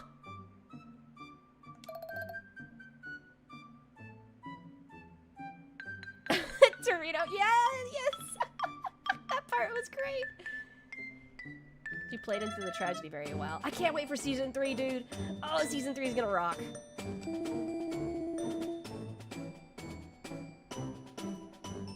Chrono and Iris's arc. I still kind of need to watch that. I feel like people embellished a little too much about how quote-unquote bad it was. Because it looked funny as hell. Let's go! Here comes hope. Dun dun. Oh yeah, CC writing and composing the whole song, that took me out. Not gonna lie, after T4 and Lucky Ribbons, I was expecting Chrono Gear to destroy me. A lot of the people who read my works did. Yes. They were at least informed. Nobody else was. Nobody else knew. Obviously, because that seems to be the reigning consensus after the release of the game. I wasn't expecting this story. Like, meanwhile, I got Mog over here like, yeah, that fucking tracks. Yeah, this fucking tracks. Sorry, not sorry. Listen, don't you like it? Listen, don't you like it? Don't you want it? It was just the most toxic relationship for 6 hours straight. Sounds like my jam.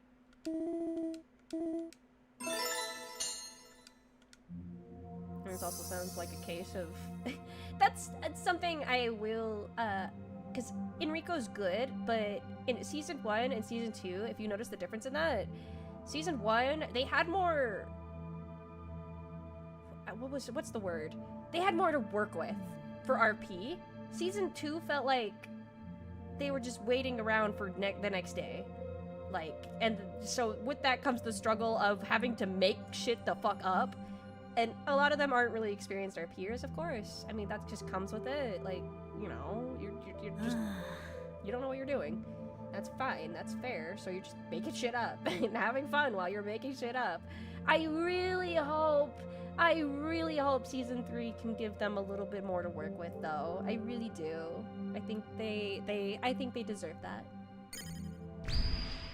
It feels like it's gonna be Advent versus Justice. That'd be cool. Hire me! Hire me! Hire me for season 3! I'm just kidding. They already have writers. 100% they already have writers.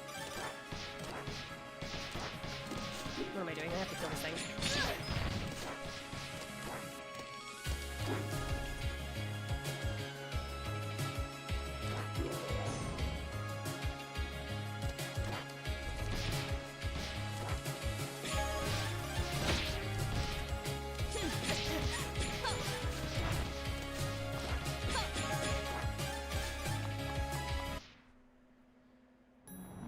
Season 3 trippers are hard out. No, they already have writers.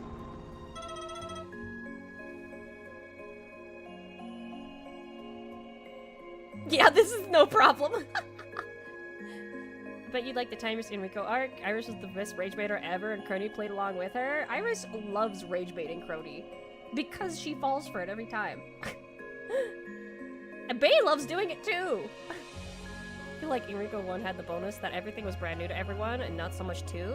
I mean, I feel like there was also... They didn't have the mount, they couldn't get around fast. They had the big building area, but they didn't have factions. Remember in Season 1 they had factions? And that drove a lot of RP, surprisingly. Like, just the inclusion of separating them into teams really helped with their RP.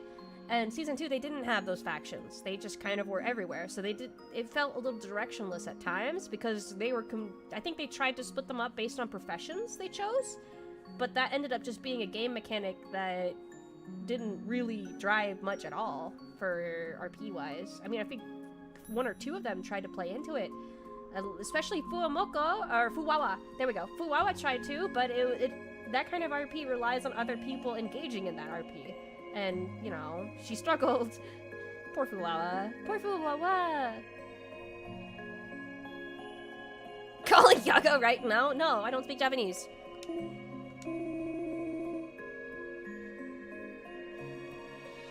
This track is a jam? Yeah. I can't believe I tried so hard to roleplay the school days ending and no one understood her. That shit was fucking stupid. See, she had no idea what she was doing, but it's... Yeah. Oh, sad face Fauna.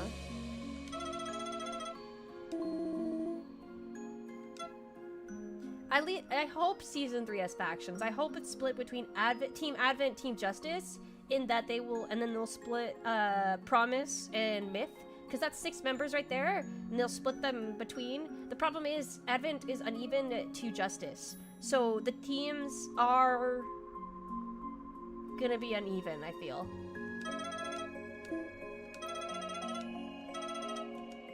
Not that they would ever adhere to that. I feel like there will be betrayals. I want betrayals! I want that! Ah.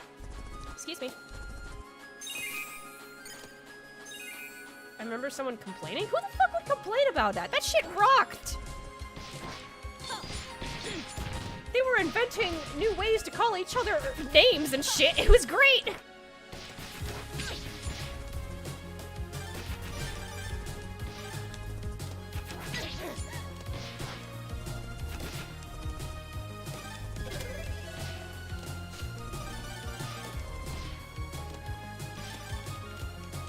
The hatred of the Ember coin will never not be funny.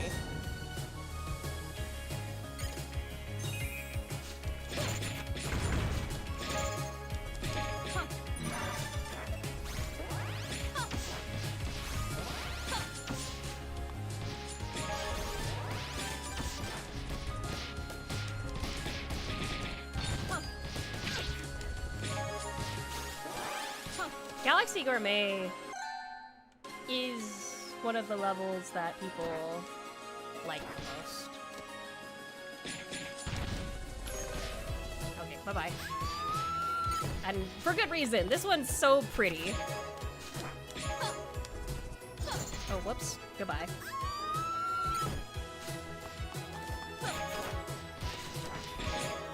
Filthy Ember coin.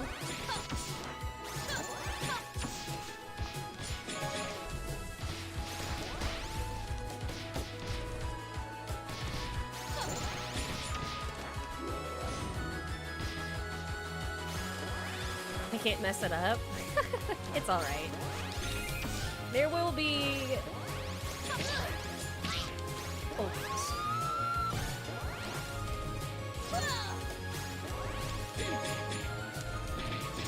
it'll be alright. We'll enjoy it no matter what. Oh my god.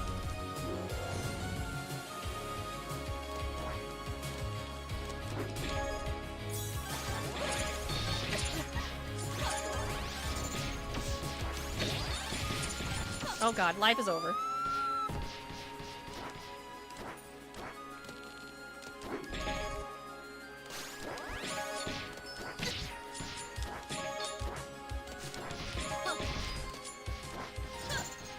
Okay, there we go. Oh, yeah, visually and the arrangement astral. Of course, Wonder Rico.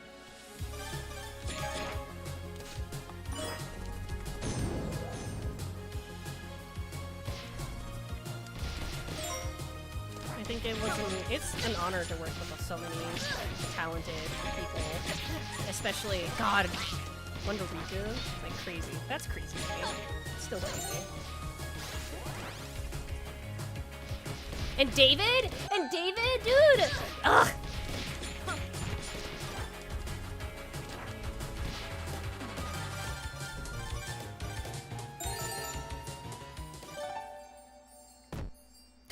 Alright.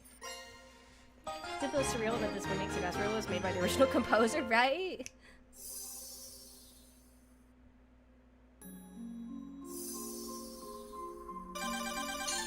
They extra missing people into the lore? And they already did.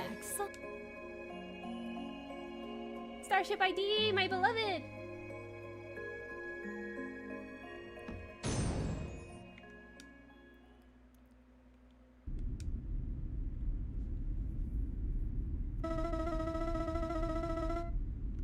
I'm so proud of this, actually. Starship ID is my favorite. I have such a special love for Yuffie Team! This is so cute.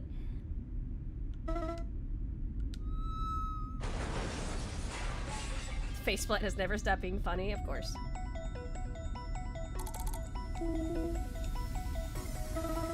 Yeah, no. Starship ID was my favorite to write. It really was so fun.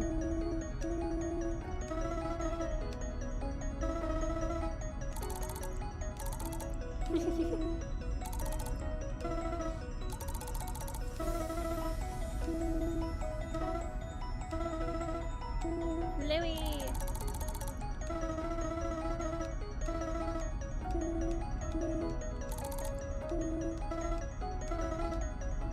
Sorry, I've read this so many times. If I skim through it a little bit, it's only because I've read it a bajillion times.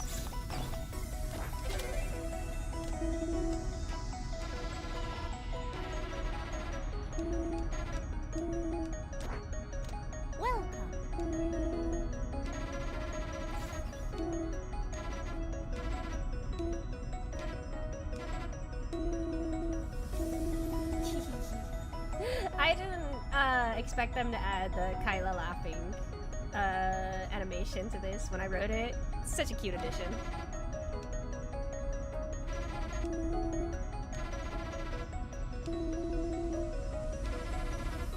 $2,000.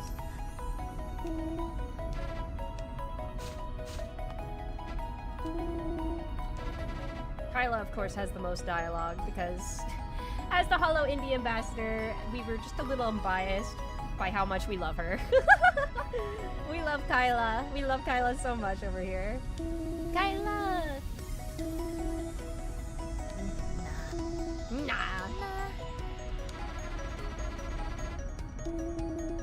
These are my swords. I see. Maybe I should have charged more when you commissioned me to make them. Nah. That's the third foreshadow.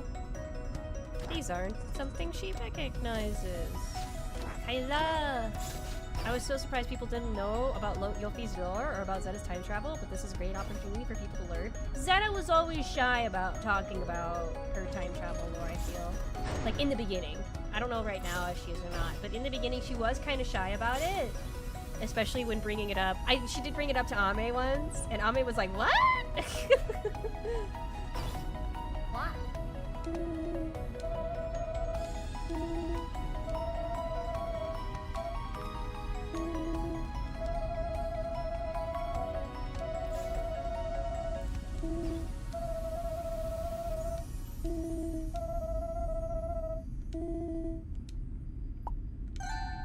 Pet the taco. Pet the taco. Wow.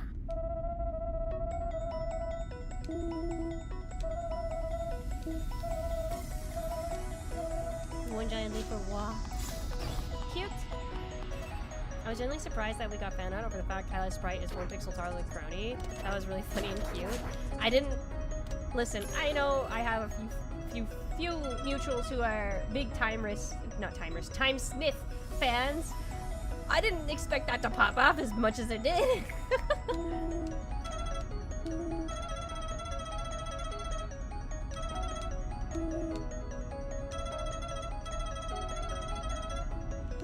Sana's so cute. Ah, the idea to put her in the background is so put to big. It's so cute. It's such a good idea. Ah, such a good idea.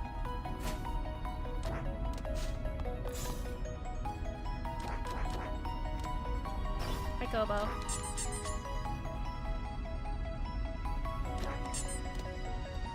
Woo, Timesmith! I was really happy you guys included the detail of Kyla made Crony's blades. Been obsessed with that piece of info ever since they talked about it. Have a great rest of the stream. Bye bye, Astria! Sana is so innocent in this story. She's always been a charm.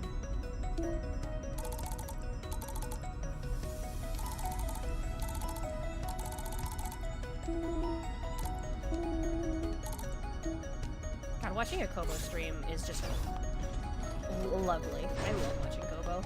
Zeta! Hello!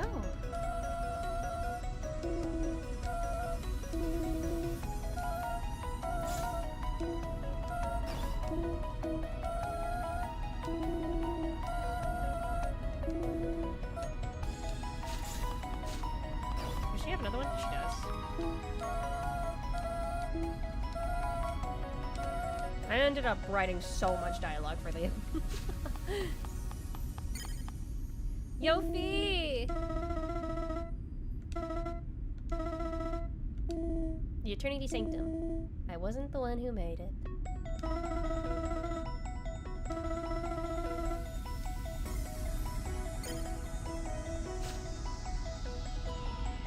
Yeah. I think people did point out that Risu and Reine were like the only ones who didn't make it in. We did have plans with Risu at some point, but it had to do with the acorns in World of Nature, I think. But we just didn't have time. Part of the bajillions of scrapped content. With Reine, I don't know.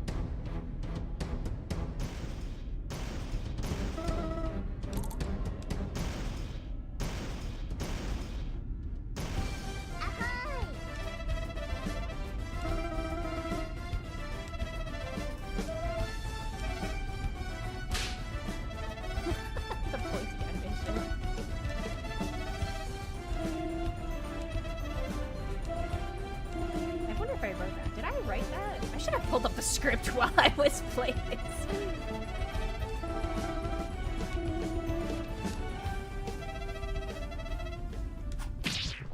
It's surprising how many people didn't notice Aqua. I guess they're just so locked in on reading. Did anyone else notice, though, in the Graveyard of Swords, all of the Boros' shed skin is around you? Nasty ass snake.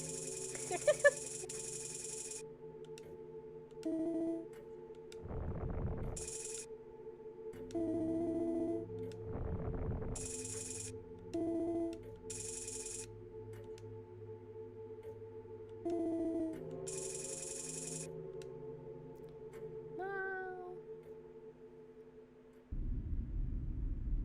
That's her son.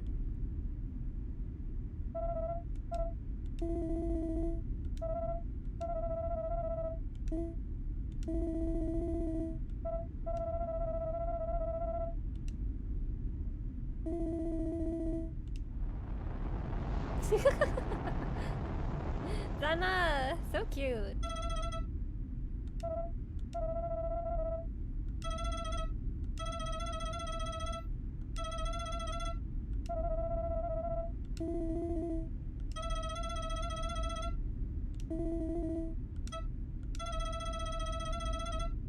You Interact with the terminal.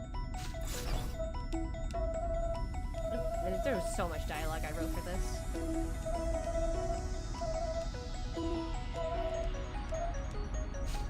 It was my first lesson in, like, because World of Time wasn't really that story heavy. It just had some like, Iris appears, you get time low kind of thing, and then at the end, you get the imposter, blah blah blah.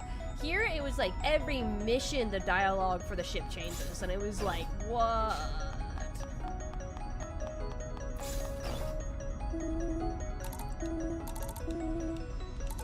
The gun is just the running bit.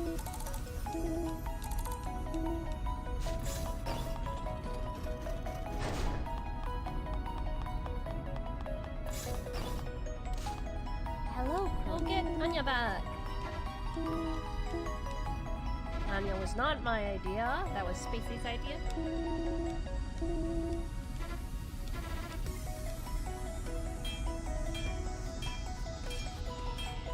All done. The gun dialogue, it's all over the place. Cute.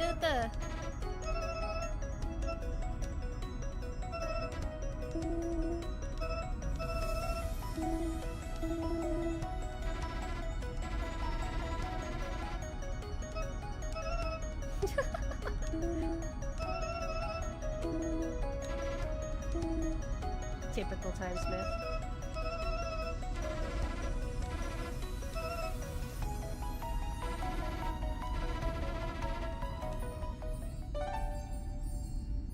And then Sana peeking in. That was also cute.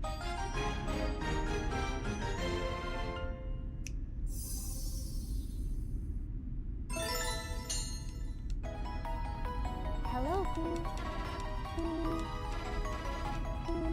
I'll hit you with a mop. This is one of those levels where, like, especially after you rescue Sana and get her back her limiter. If you just stand out here, the background's just so pretty. The chocolate comets, like, come on. Okay, Anya, hello.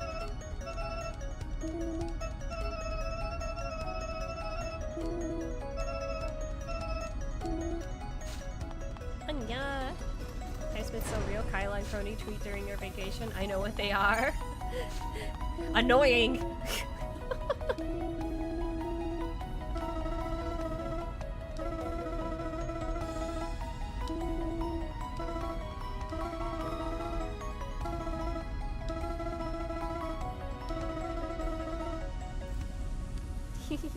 I think I framed that really well, because I didn't want it to be an info dump. I just wanted it to explain the presence of the ship.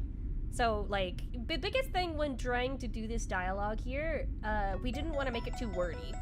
Like, I think I made Zeta's a little too wordy, but I think otherwise all of them really, like, I wanted to make it straight to the point, either funny or get the point across, just a quick conversation, so, like, you know.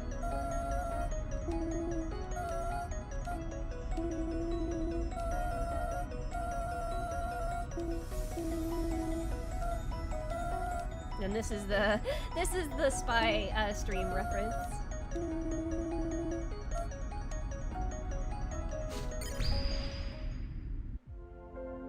You got very hungry while working on Galaxy Gourmet, yeah.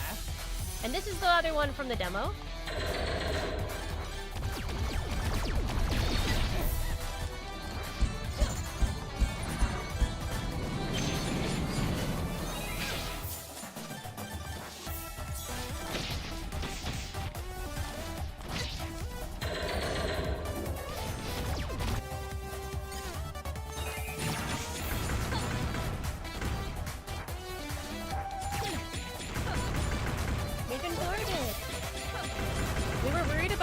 Dialogue when playing that people wouldn't read it. It's half true for the most part, but a lot of people actually just paused to let it play out, which was kind of cute. They just stopped playing just so they could read what they were saying. I thought that was very cute. And now, we wait.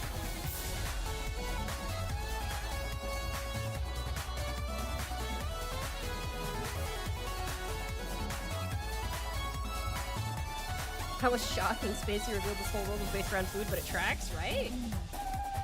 Sencho, well, what is she doing? Our foe is standing her ground, but we have the perfect counter. We will stand our ground too!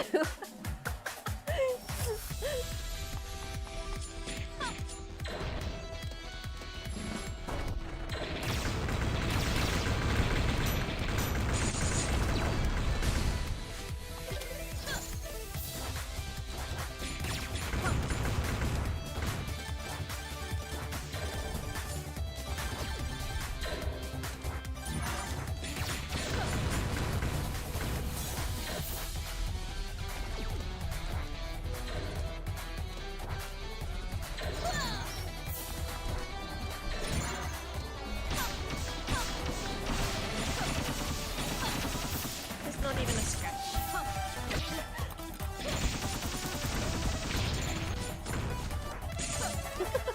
Exorcist writing was cute. The little artwork here too, in the here, the dead or alive, the wanted stuff, the ones, those are cute.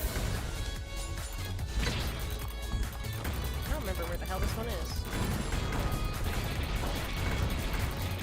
Oh yeah, it's up here.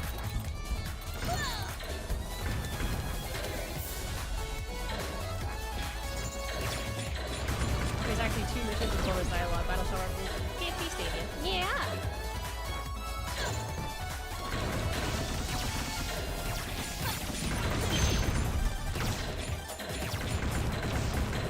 They weren't kidding. This shit's crazy on Proud difficulty.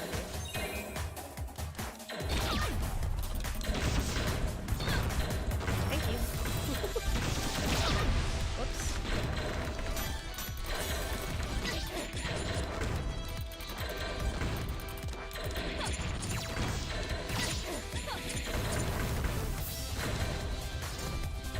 Have you seen her?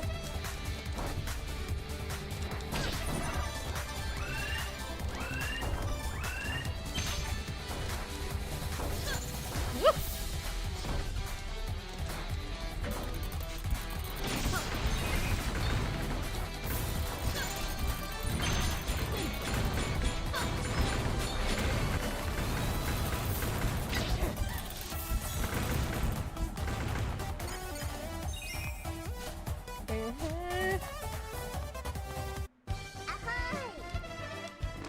Alright.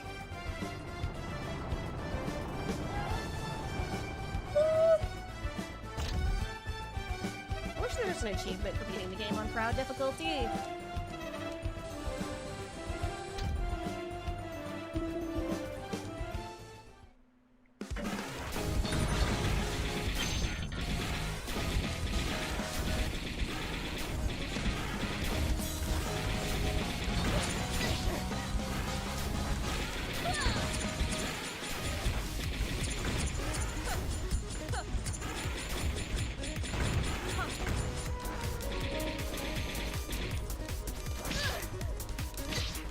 I was not expecting them to use barrier fangs either.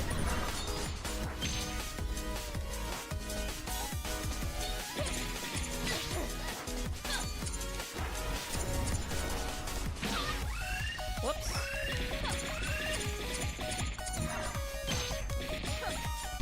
Nope. First step! I brute forced it too much!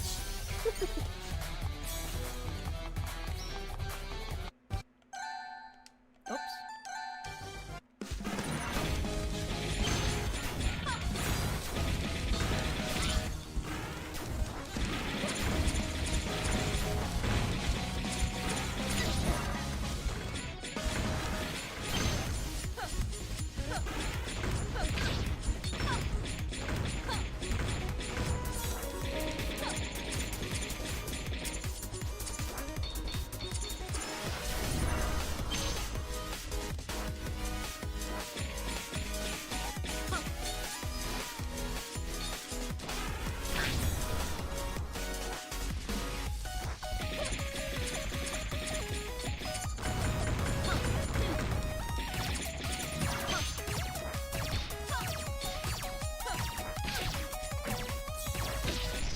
Oh my god. Woo! Wow, that is a lot harder. Oh my god, I saw a phantom there. This cutscene got really well made. The script did not nearly have... I don't know. It was...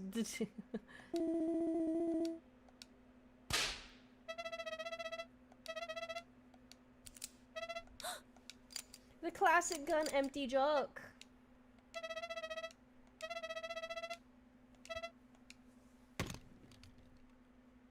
I'm glad we went with the space pirate theme. I feel like putting Marine in Worlds of Nature as a just a pirate, I feel like that would have been like too, I don't know, expected. I like Spaceship Aquamarine because it's just like Starship ID. It's unexpected, but it fits. It fits. It still fits in a way. It's nice. Uh-huh. What?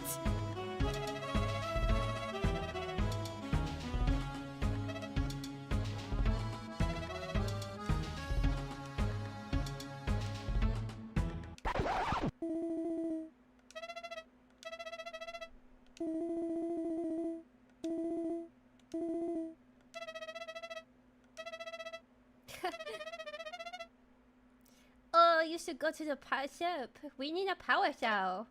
Don't you want treasure? Don't you want to see some pretty woman? I am so sorry. I had no idea. Like, when we were writing Luna, it is actually a lot worse. The original iteration we wrote Luna had baby speak like every single word. And just watching Chrono play it, I felt like I was driving nails into my skull. I'm like, it was already too much. I couldn't handle it. I couldn't handle it.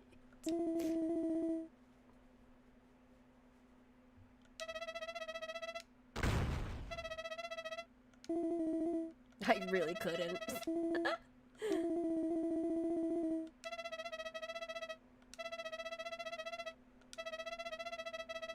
I think this is one of the longest cutscenes in the game.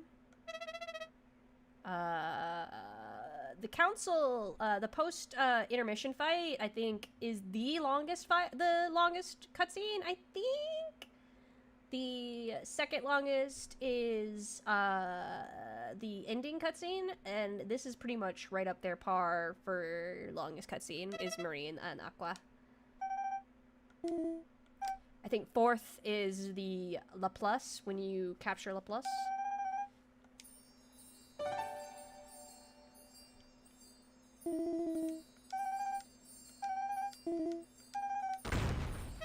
But yeah, no, this one's pretty long. They give off Team Rocket, right? I found that very fun. They're blasting off again.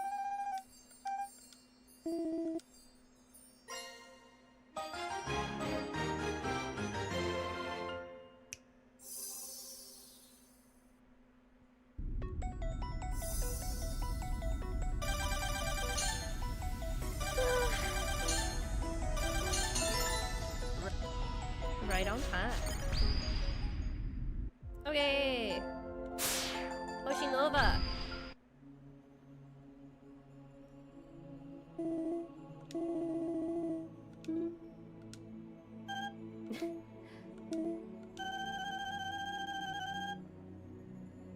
I don't think it stuck as well as we thought, but we tried to make it seem that Luna just barged her way into the castle, and in that commotion, it knocked out the artifact that powers Muna, which turned off the moon, so to speak.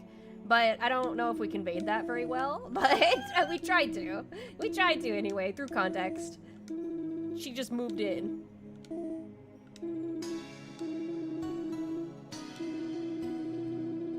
Yes, there's an artifact in Luna's castle that attunes me to the...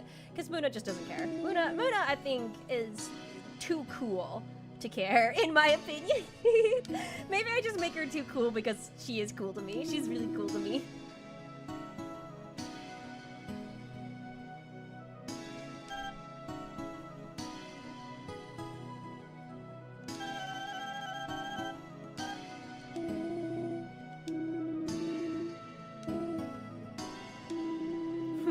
So hand it over. wanted to write this so it made more sense why Chrono was doing this, because, like, you know, they're not gonna hand it over that easily, because I'm like, I need to make sure that it felt appropriate for the reason that you would go in. So if Chrono encountered Muna and Luna right here, and Luna has the power cell, so to speak, right? They just mentioned they don't need it, because they need just to put they need to restore the artifact. Well, the player would probably be asking themselves, why don't I just take the fucking power cell from you? You know, just trying to cross T's, dot I's, and make sure that every level feels like it has a purpose, in a way. It also, I guess just shows this Chrono's heroic nature versus Prime Chrono's. Heroic, I suppose.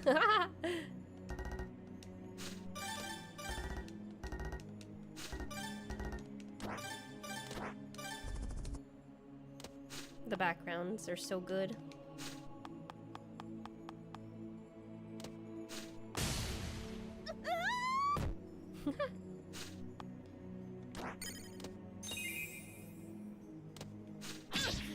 Oh my god, he juked me. There's so many of them! Those are my dogs!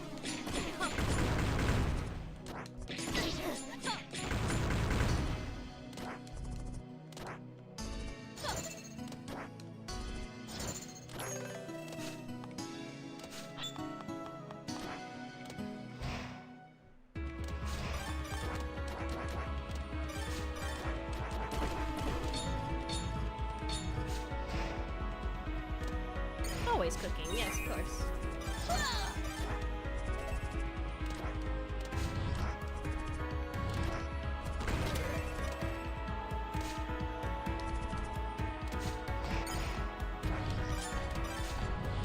I think the Dark Blue Knight's one of my favorite enemies, personally.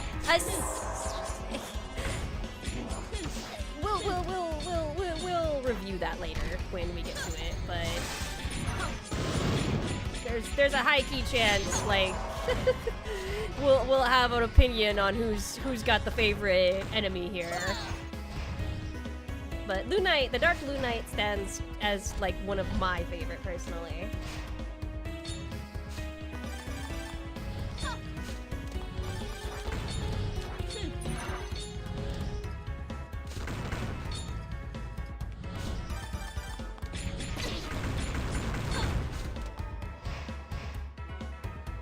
The music in this level, right?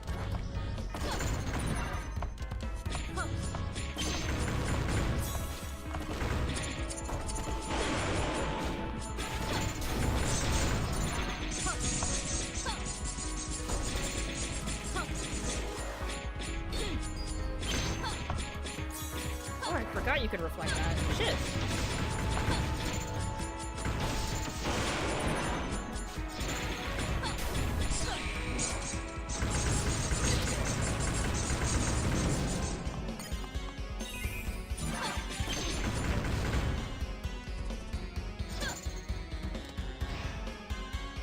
I playtested this so much. I enjoy it. I love playing it.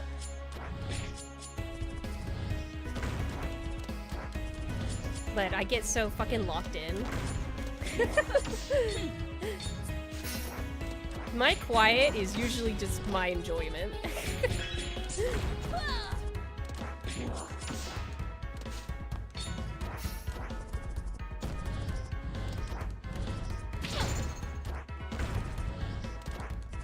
Because I love the mobility of this game. I think that's another thing, platformers, like, when I was playing, I did play a little bit of Celeste when it came out.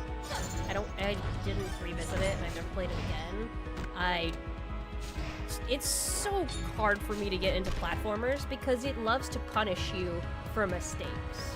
I don't like it, dude. I don't like platformers that do that, or enemies you can't pass, or why are wall jumps so popular now? Is my other question too. Like scaling up a wall. Maybe I'm just old school or something, but I'm never gonna assume that you can jump up a wall. I'm stupid, dude. It's not gonna work.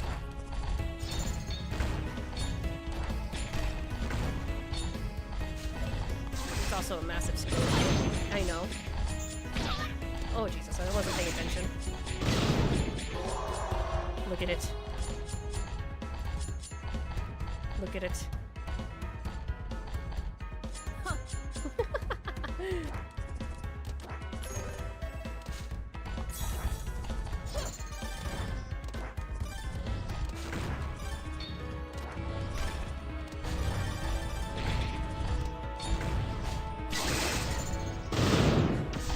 I'm outie. Ocean Castle is one of my favorite levels to play. It has a nice flow and atmosphere to it. I think because it's people's favorites, it was a really good decision to make it one of the Alter World space missions. I mean, the vibes fit, obviously, but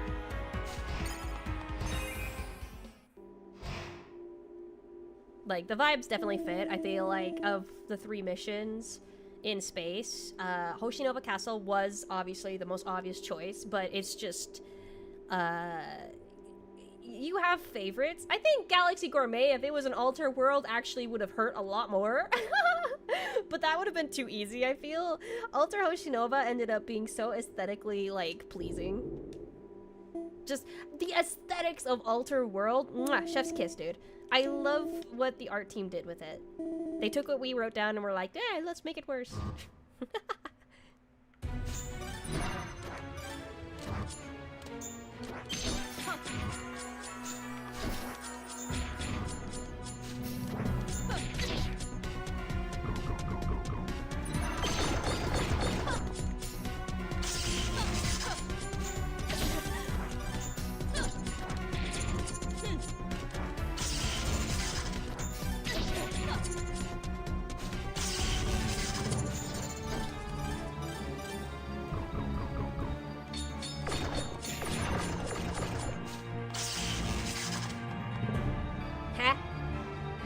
Let's make it worse. Yeah, of course.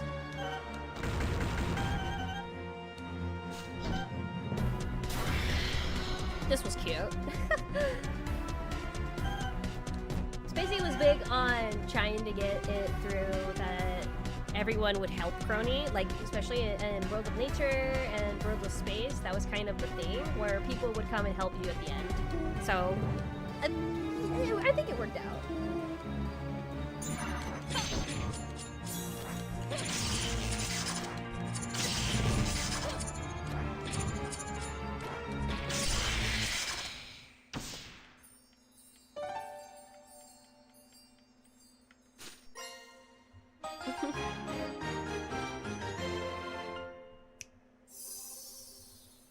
And on Ganmo's grand finale, next.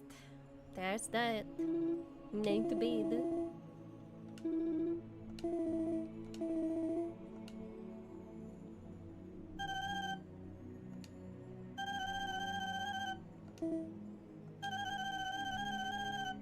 I think something that I also realized, we were ambitious with how many characters we put in each level, and it worked out in the end. I mean, we were overly ambitious, especially with the amount we had to cut, but there's a part of me that feels a little bad that these characters only appear for the one-off, because I'm like, you see all the effort that the artist put into the character, the animations, the walking, and the sprites and stuff, and I just feel a little bad sometimes. I'm like, man, I wish there was more. But if we had put any more, I feel like,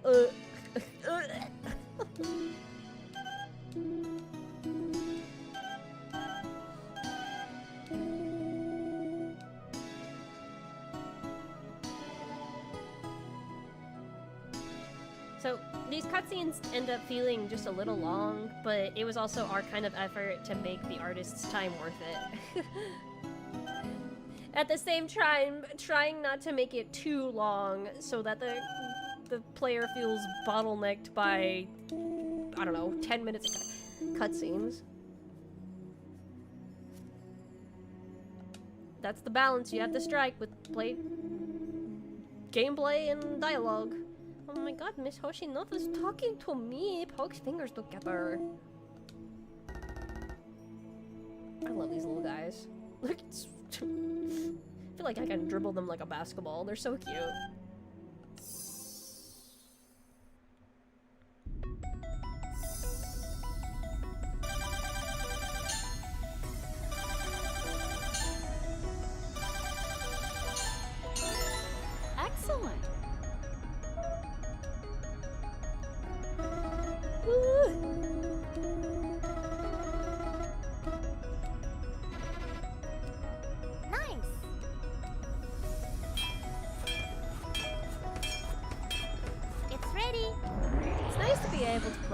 yes. But there's just kind of a feeling that I'll always have with this game is that I can never ever experience this for the first time. Such fucked up, man.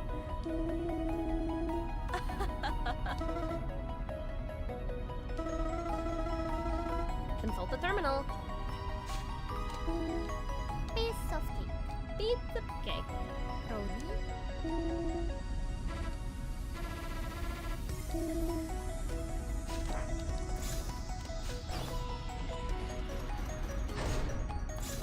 Wow. Nope, didn't mean to talk to you, Taco. Put yourself away. Jesus. That's right. Why am I checking dialogue? I know there's nothing there.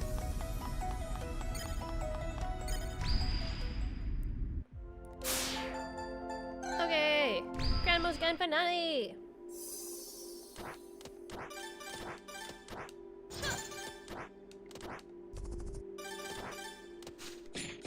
I'm so jealous. I need more people to stream this. I need to live vicariously through that. No. This was fun to write. I think there was very few JP talents I wrote. I wrote a good chunk of this. I wrote a bit of Polka. I wrote a bit of I wrote all of Flare. And then I'll have to look at it because it's been a while. It's been 2 years and my memory isn't even recollecting what I did yesterday. I remember Googling this because I was like, doesn't she have a longer name? I thought it was like 4 words, and then when I Googled it, I'm like, what the fuck?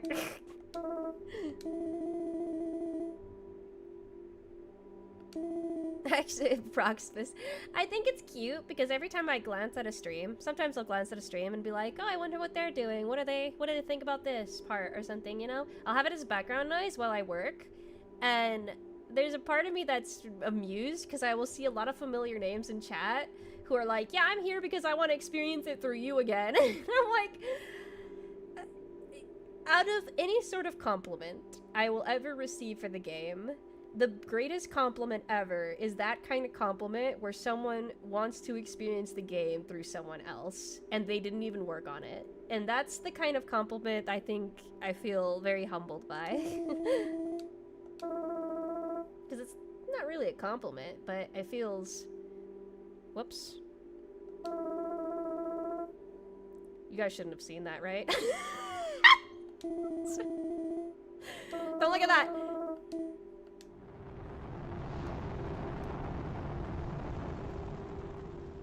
Where the fuck is Steam Overlay being transmitted?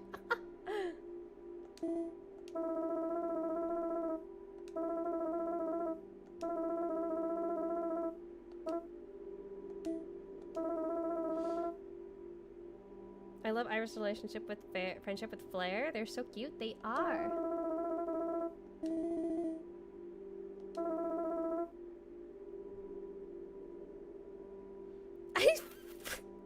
Marius? Hello? I gifted the game to some friends of mine that aren't Hollow fans and forced them to stream their playthroughs to me just so I could experience it through their reactions. That is next level. That is next level. Are you okay? For Ganmo, by the way, I didn't know he talked. I did some research and I was like, oh, she has some mascots. I guess just make some bird noises. And Access was like, no, I'm pretty sure she made it that they talk. She did a whole stream where she was kind of just puppeting him. And I'm like, what? And I looked through it at the clips and also the original stream that she did. And I'm like, he actually fucking talks. Oh no. So this was probably one of the hardest characters to try and come up with dialogue for because he appears only like a few times in Louis' streams, and I was like, what the fuck am I supposed to do? This was my idea and I'm suffering for it.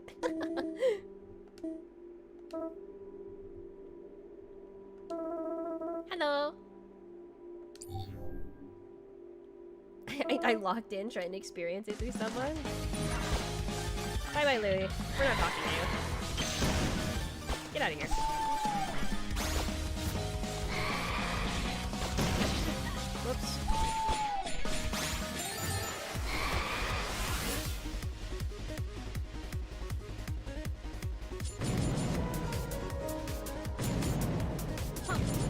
I remember my first reaction to this part.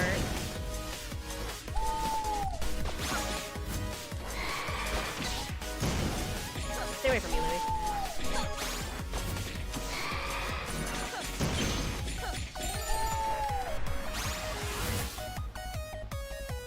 We all gotta do that? No, don't force your friends to play the game.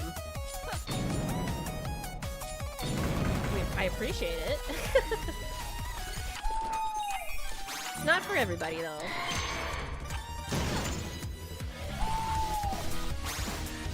Just how I wish everyone would play Outer Wilds. Okay, I'm having trouble with this one. Let me... Go away.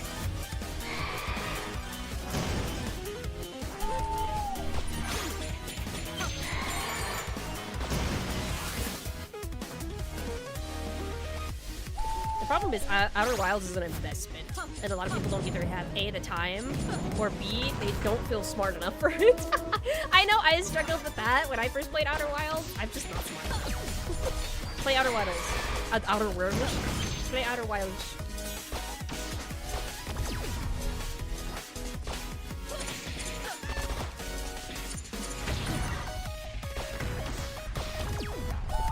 Wow, this fight is actually really good on Cloud. Okay, got Lily. Let's go, let's go, let's go!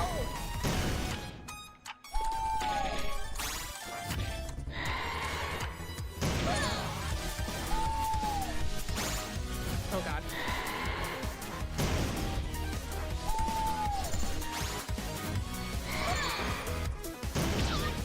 Oh god.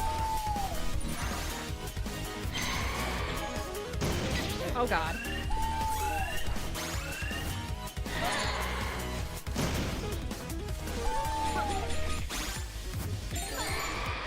Okay. Woo! I'm like flubbing it. I'm trying to go fast. But I'm flubbing it. Okay, did it. Woo!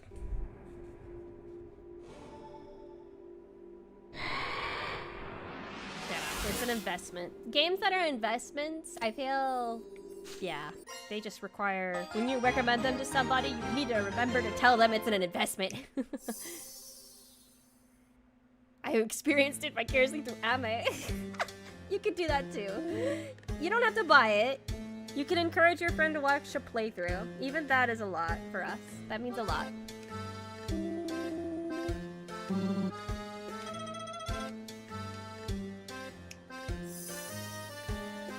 I really like this boss fight. I remember it felt so good going up the crystals to push the limiter off Ganmo's head. I remember my first time playing the Ganmo fight and being blown away by just surfing on the thing out to the limiter. I thought that was cool.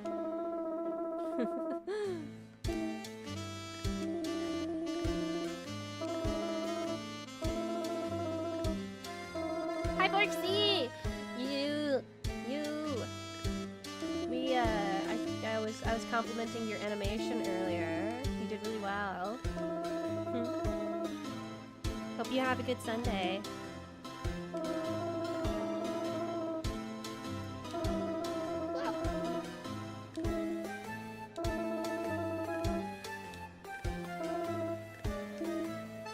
I wanted to sprinkle in too in each one. Kind of. Chloe doesn't really say it, neither does Koyori. But it's Iraha and Louis that both sprinkle in the knowledge that it just feels wrong.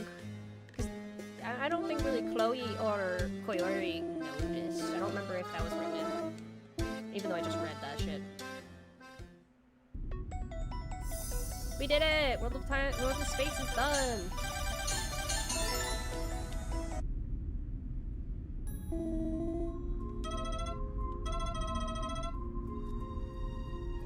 Seriously, you have me out of source box now. I can't do her accent. Hearing Chrono imitate her was crazy, by the way. I felt like a blast to the past. It was the April Fool's stream all over again for me. It was just like that one Ratatouille meme where he eats the food. That was me. I was having such a good time when she voiced this part. I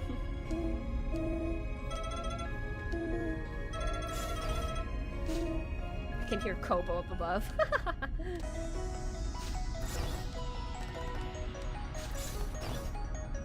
Hey, Lily. Originally, she was supposed to be in a cell. That's why she says it's a little archaic. But we ended up just not doing that. We just put her there. A lot of it is just constraints. Piece of Piece Hello, of cake. Thanks for hanging out. Hanging out, huh? I guess if that's what you want to call fixing space and time. It was fun, right? Yeah, I had fun. Catch you later, Kyla. I'll see them out.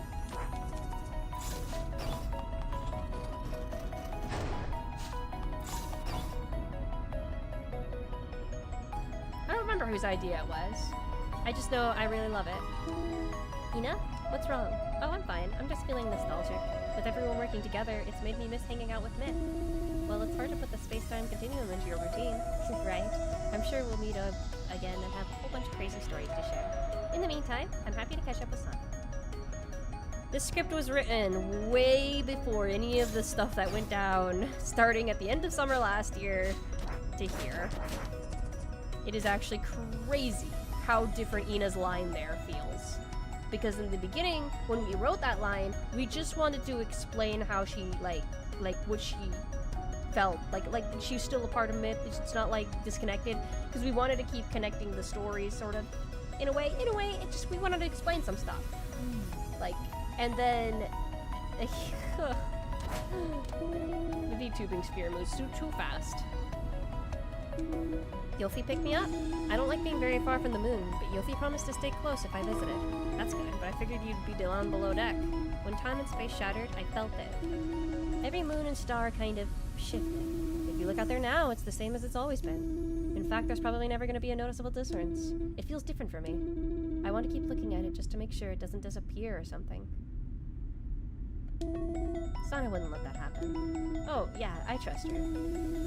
She also flicked the moon once and shot us light years out into space. I'm sorry? It's okay, we lived. Found a nice restaurant where we ended up too. Good times.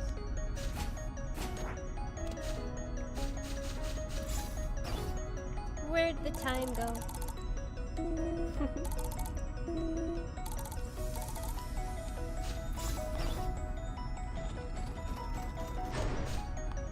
Getting to that line and it hurt. It was not supposed to, I promise. It's supposed to be warm. Happy. They still hang out. Can you believe we got her? I'm so happy. Wow, I didn't think capturing Louie would be this big for you. Oh yeah, that's pretty impressive. I was talking about Muna. She's on the upper deck. I convinced her to stay. Man, I can't wait to show her all that's happened. We've got a lot of catching up to do. So cute.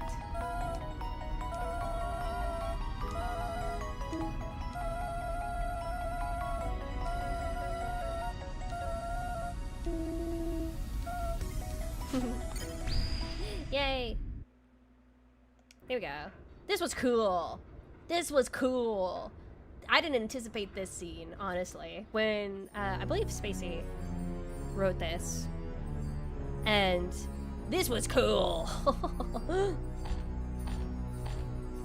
There's Alter, there's Prime.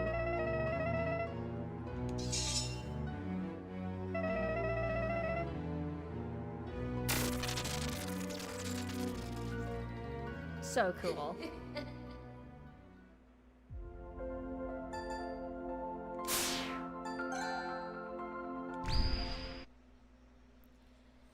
Wa-ba-ba. Kokana.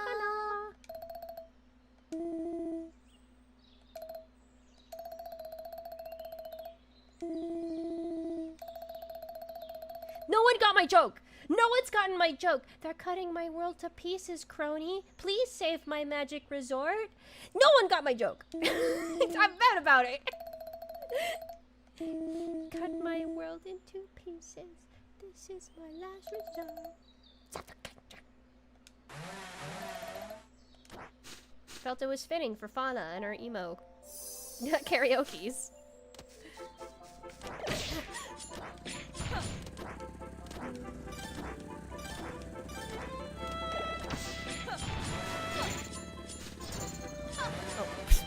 Hi.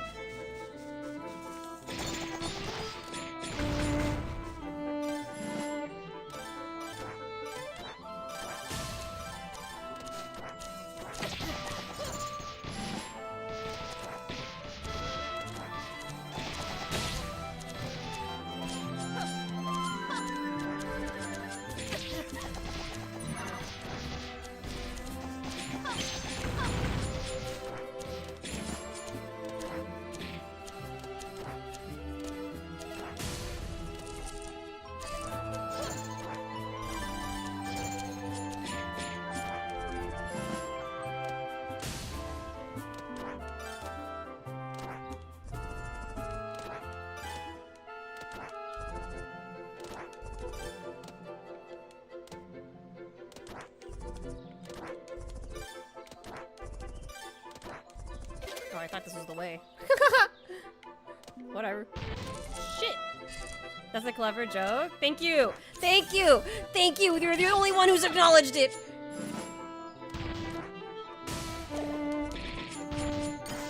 I was so proud of it! Thank you! Thank you! Thank you so much! Thank you! You haven't lived until you've heard Spawna sing that song, by the way.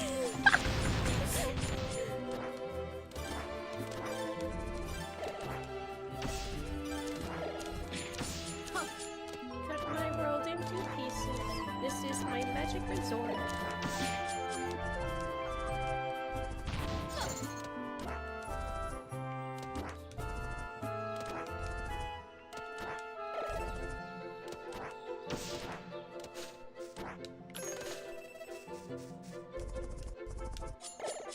Whoops. Oh well. Trip Gaming! Hello, Neko!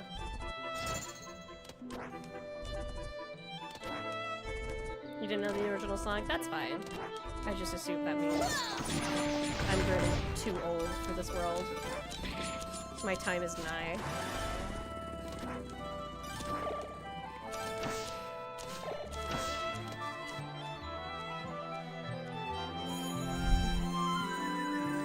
It was a consequence of the name in the first place.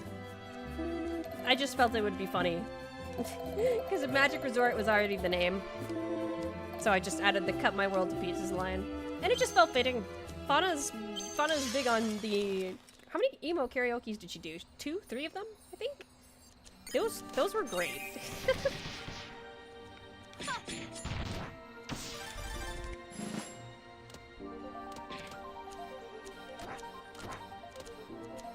There's a whole lot of jokes. Like, even the team included their own, you know, stuff. I don't know. It's a project that everyone enjoyed. So, there's a lot of stuff. Just a lot of stuff. Oh my god. He's hurting me.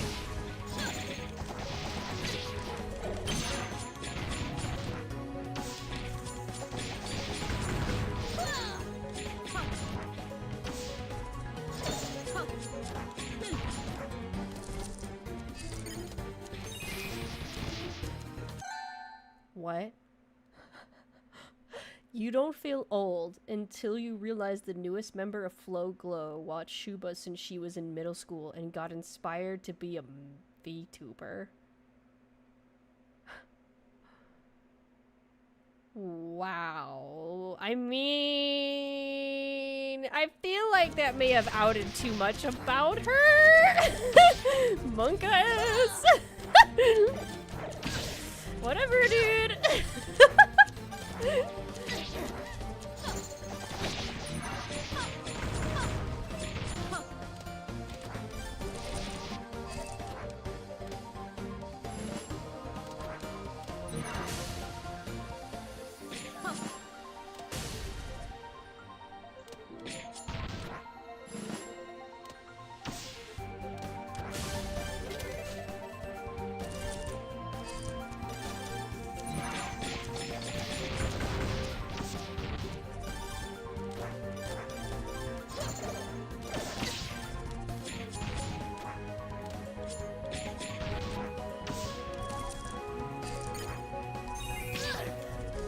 Ah yes, merely a taste of what's to come in Alter World.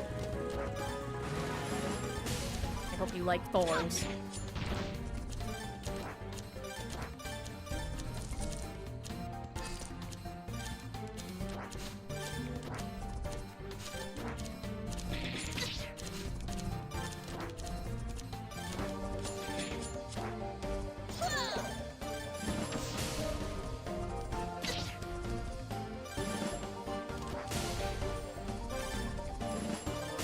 No, that's not. It's just a matter of that's some crazy information to share.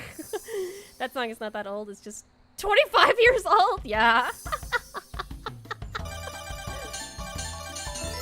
Yeah, it's pretty old, dude.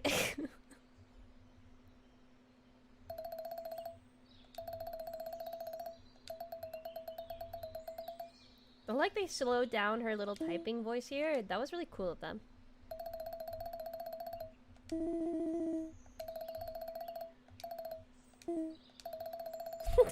You wouldn't turn me down after I've been having such a terrible time, right? I love writing fauna. Halloween exists for 5 years? It's been a long 5 years, hasn't it? Sorry if I might have scared you. I'm happy someone is here, so I got a little ahead of myself. Don't worry about it. I'm happy to be here.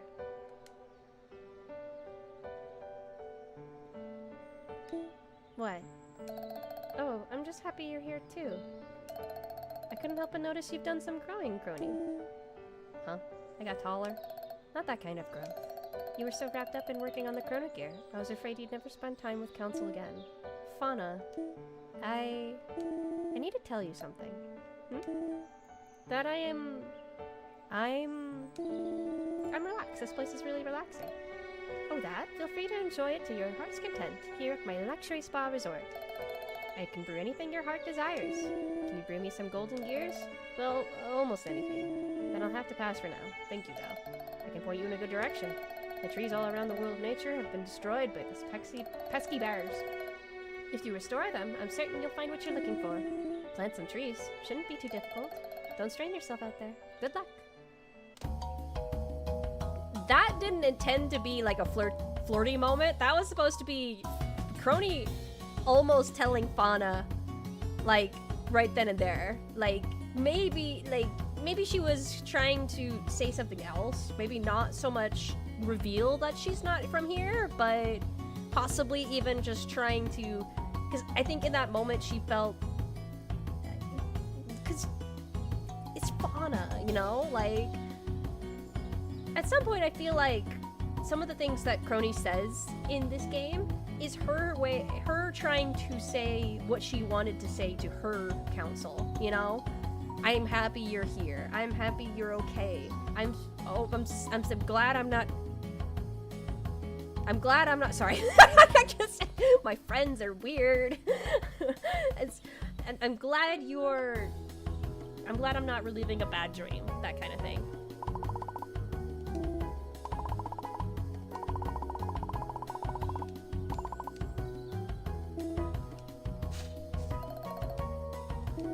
You're not going to be upset if I have been using them, right? Not at all. I'm glad they hadn't helped you. Time and space ripping apart ended up scattering them all. I wanted to go gather them, but they've been so useful to you, I figured you'd collect them for me. Am I really collecting them if I use them? I would think so, as long as you don't seem harmed by their addictive properties.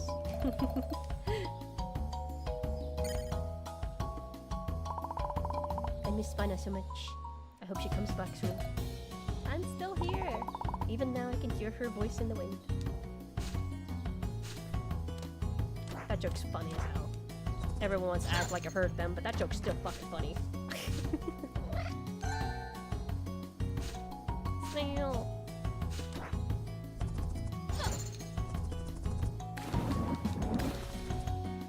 Flower. I didn't actually expect how many new fans didn't get that joke. Flower. Flower. All the new fans are like, what? There's a lot of you who didn't get that joke. We're aging! We're aging faster.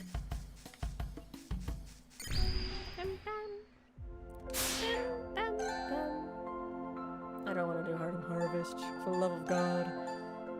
I don't want to do Skytops either, though. Fuck! Fuck me, dude! I'll do Title Camp.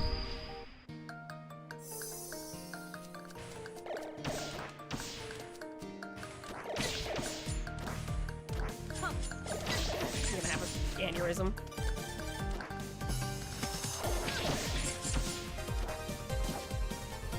Chrono isn't as popular as it used to be. Right now it's Blood Raven. Blood Raven is the most— oh, Jesus, what the hell happened there?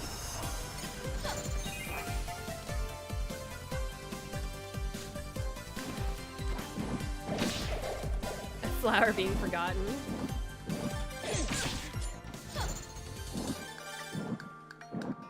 To be fair, people are already forgetting that Shiori was the one who said that she was the one who hid Narissa's broken horn. And I'm talking with Advent friends, and sometimes they're like, what? And I'm like, that was a debut! What? How could you have already forgotten this? It's the one thing that makes me mad.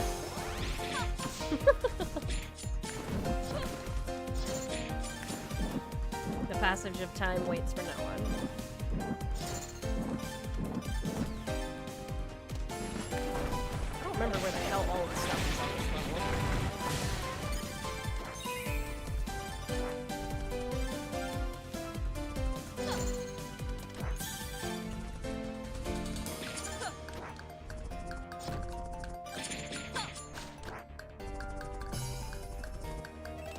There we go.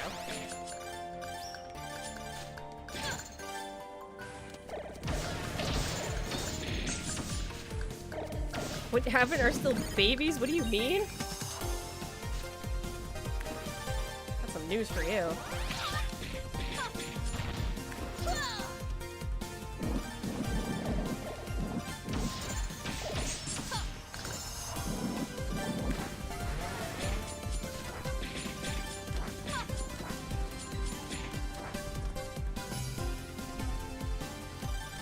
VTubing sphere moves too quickly. Nobody remembers. Nobody knows.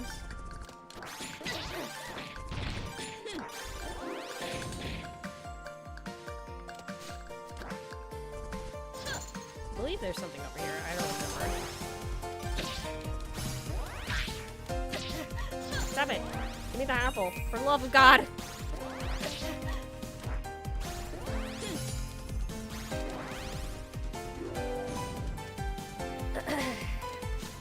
Bloodraven gets Star-Crossed Lover's buff. It is a very powerful buff. I am not immune to it, by the way. Bloodraven is very, very good.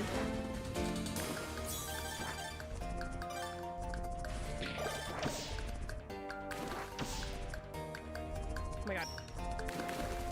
She's struggling!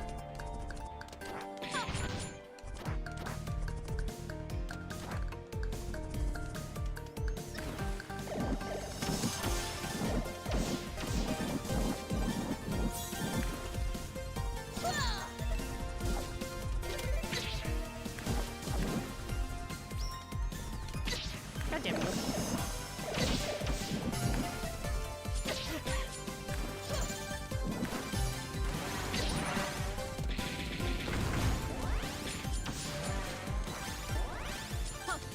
Give me it. We're good now. Bloodraven trip fix? Maybe. Possibly. I don't know.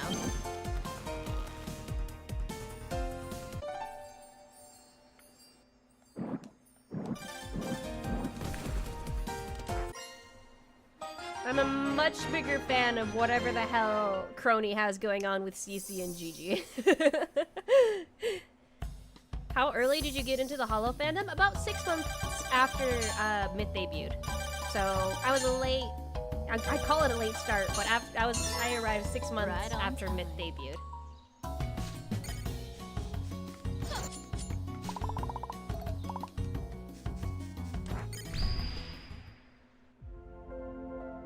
Bloodraven feels like Bujin Takamori.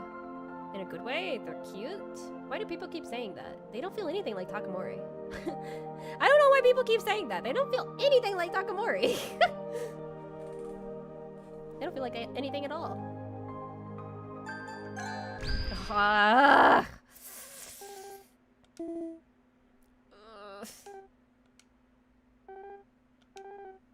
Konnichiwa.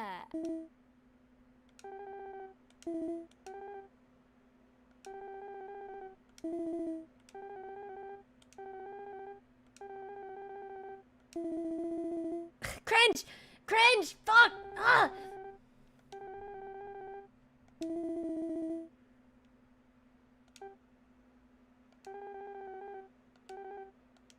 Don't ever make me read my old works. Don't ever make me read my old shit. Ugh. As we get further in the story, further in the game, I'll feel better. But right now, I feel like it's okay.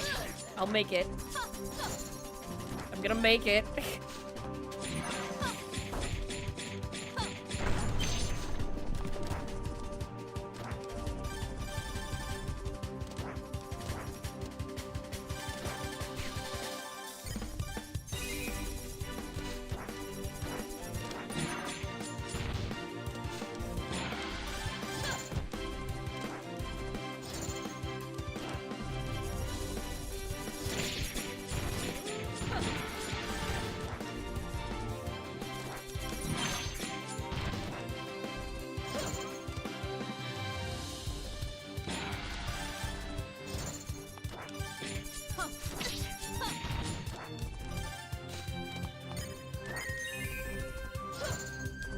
It is pretty, though. Skytops is pretty. It's one of the prettier levels that I enjoy. I just need to get...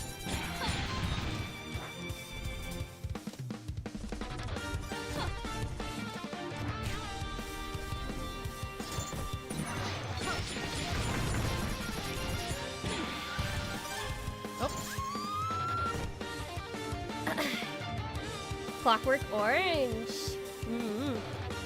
You say it's a late start, but I think at this point it makes us all ancient. What about whatever's going on with Callie and GGCC? Isn't that called Wolfpack? Like if you include Callie in it, based on their Enrico name, isn't Callie, Crony, I did it again. Isn't Callie, Crony, CC, GG just Wolfpack? I don't remember if Kiara was part of that.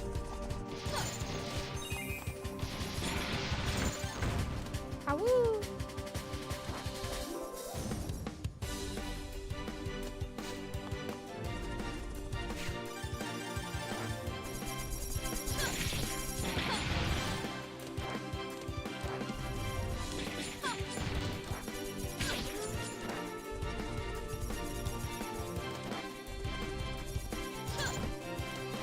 Trash Goblin a little bit just to calm down. It's been a nice game. It's like power washing, but you're a goblin and you're power washing stuff. The junk you find. And you're cleaning it and selling it. It's cute. It's like, it's a game I think Crony would greatly enjoy. I don't know if she has played it yet. I was watching Minto and Doki do the R34 stream. Holy shit, that shit is so funny. Her crashing out over the Avatar The Last Airbender shit.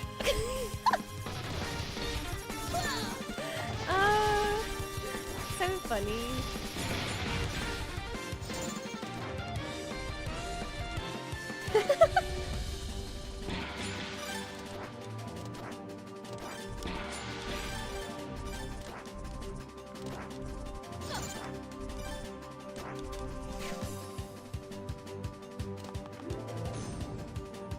Not that stream. It was good. It was funny.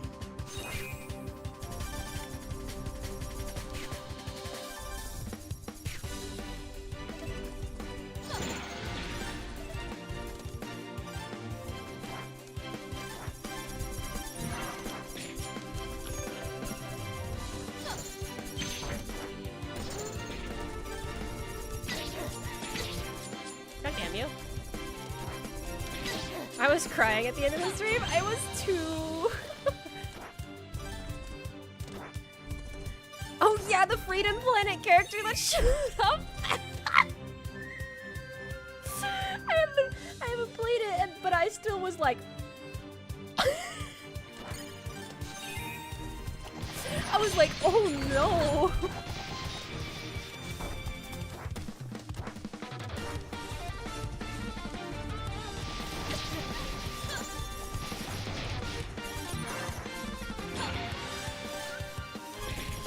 At the very least, it seems that, you know.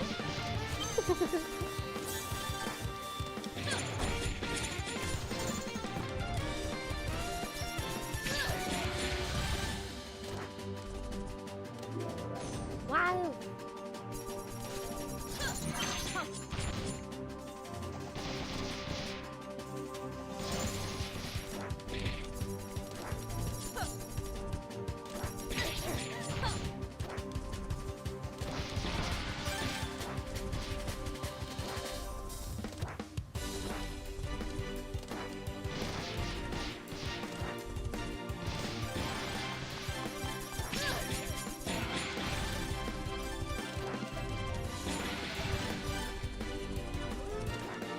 Okay, come here.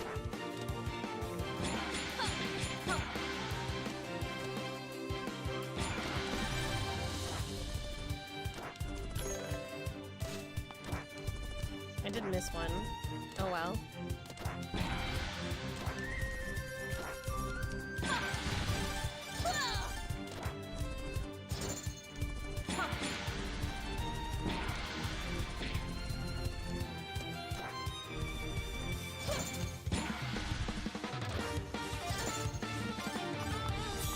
I wasn't gonna get all of it in this playthrough anyway.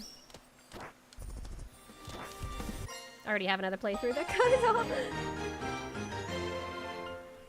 To crash out over Captain Price, that was great.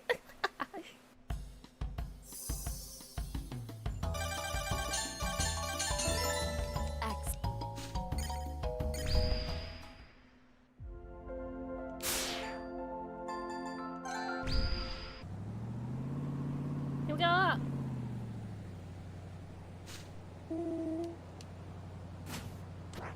It's me, Piccolo! Big sticks.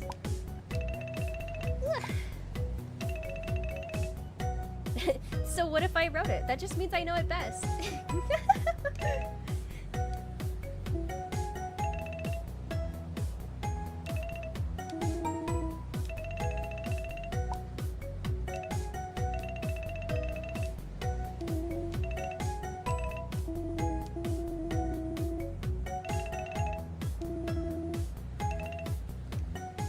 This one was also hard to write. I don't really know how Picora talks outside of, like, a lot of clips I feel try to intentionally, I don't know.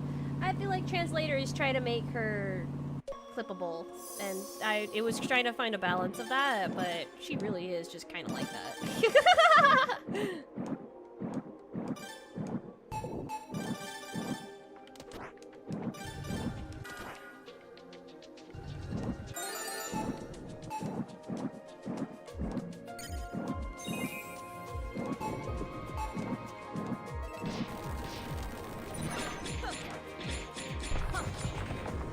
Let me in! Let me in!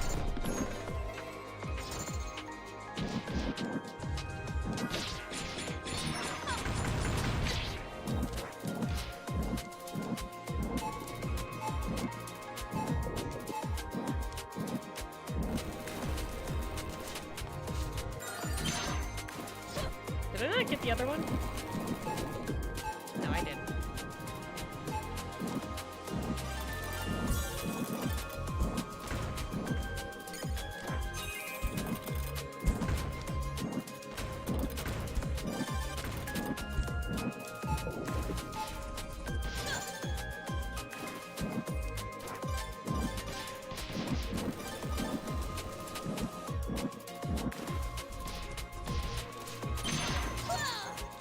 These guys were freaky as hell, even without the Alter World variant. It's a nice pun, seafood, you know, but this shit was freaky.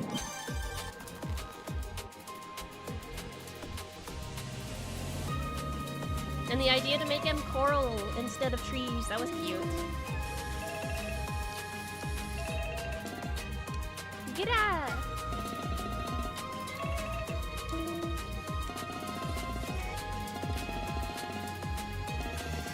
The Buddha fish.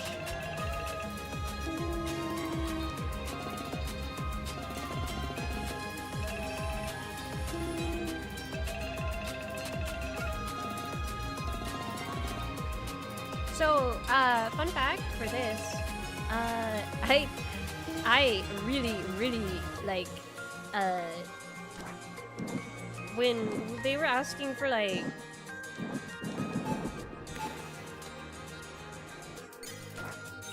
I put it in their face, but I put Amarat out there, so I don't know if it sounds like it, but...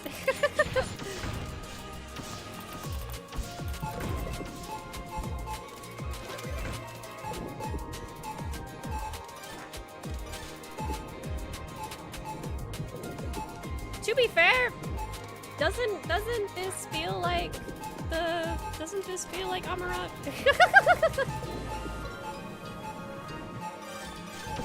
Alter World anyway.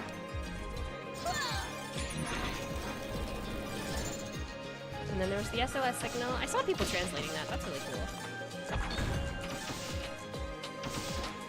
Oh, whoops. So this is why Gura never finished Atlantis? I think she got tired of those jokes in the end.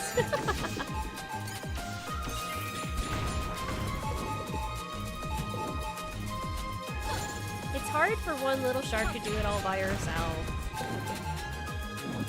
I feel like if she knew that Kyla was... Like, maybe she did know, but Kyla was willing to get all the materials for her.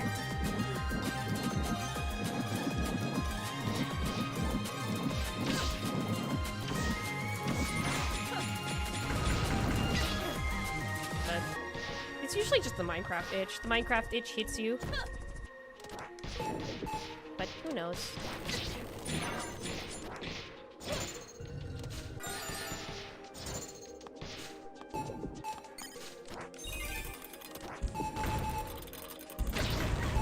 Oh my god!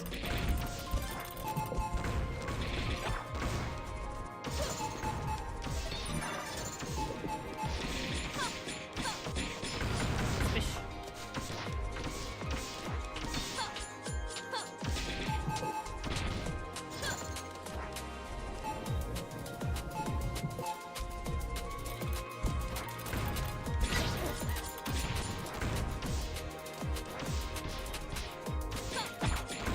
Needed to rise a statue for Riku for the song in this level, my favorite of all time.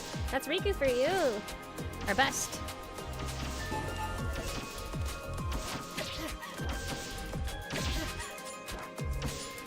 I think that's why I'm also not really enthused about the new Minecraft server and stuff. I know eventually they do have to move on to bigger things or different stuff, but it does feel a little like...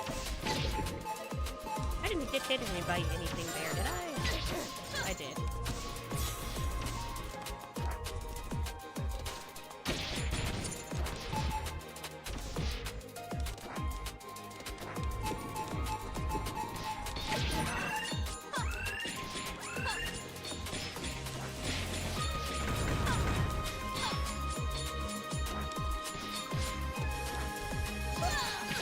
Oh my god.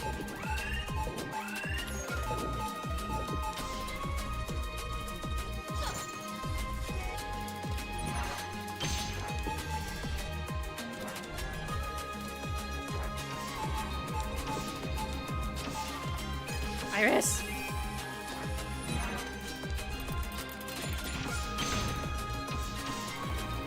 Another thing I've also really liked about us when we use Iris as the checkpoint heal, like the heal, like beforehand the checkpoints just healed you without Iris, like way in the beginning. And so when we added Iris as the person who heals you at the checkpoints, it made it the moments when she wasn't there to heal you and you didn't get any heals at all from the checkpoint. I feel like when players noticed that, it felt more, you know? It was really cool. Something narratively unspoken that I really appreciated the team for. Because it was like... not so much... I don't know. I suppose someone could argue it's bad design to take away your key. Just as bad design as a checkpoint mimic would be. But I wouldn't consider it a bad choice here. That was cool for me. It was cool for me, yeah.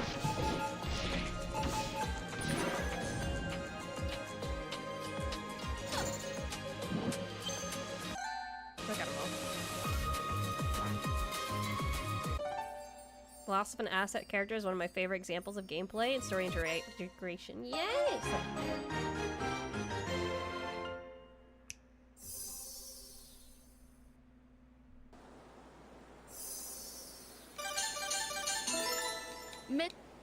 Mission accomplished.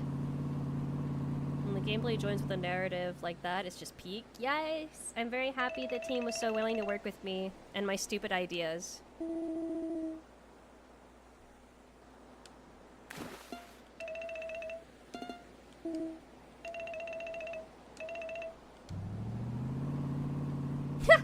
This joke, right?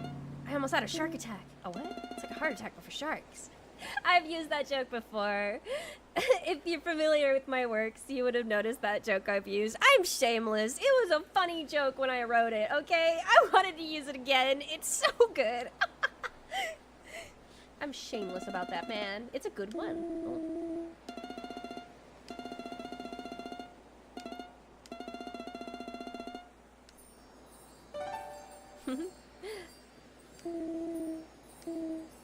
And then the fake out.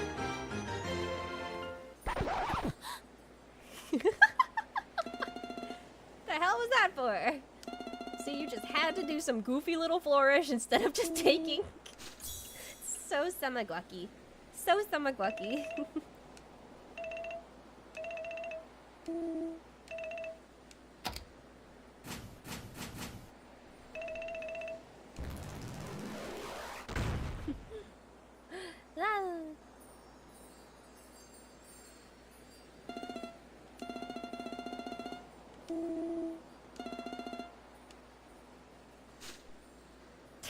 The Nosagi's face here is one of my favorite things, like, ever. I use it as an emote all the time.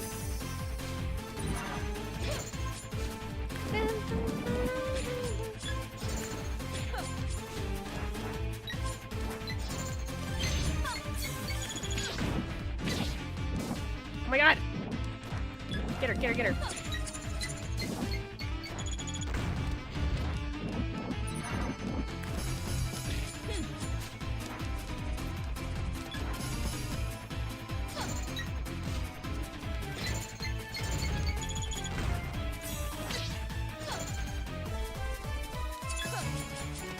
Oh my god, she's fast as hell on this difficulty.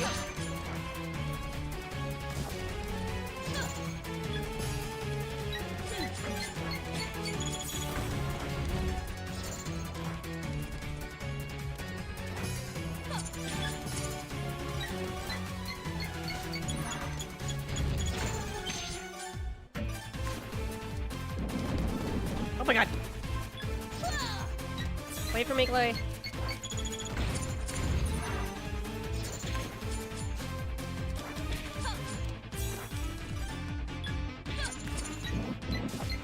This fight's a lot funner on Proud. I know now what people mean when they say play on Proud. Like, holy shit, this is fun. Oh, and then Excess is writing.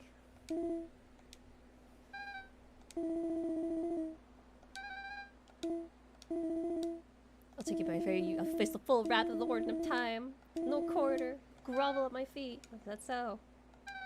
And then what?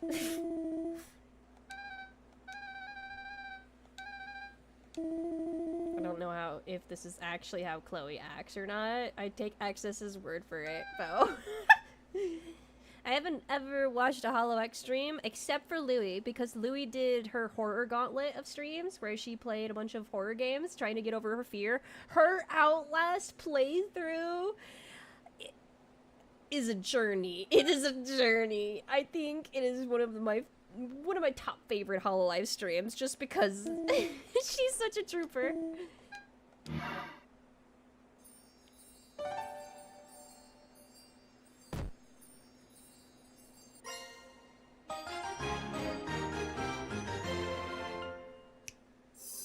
matches my expectations from her, good.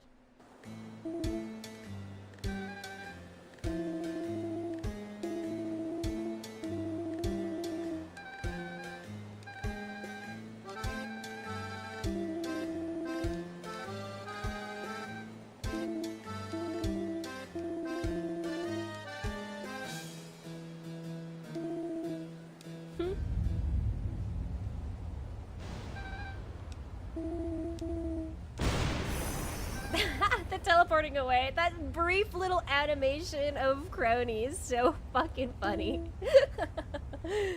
There's a brief frame, like single frame there. That's so funny to me. And then Chloe there, defeated to the side. Excellent.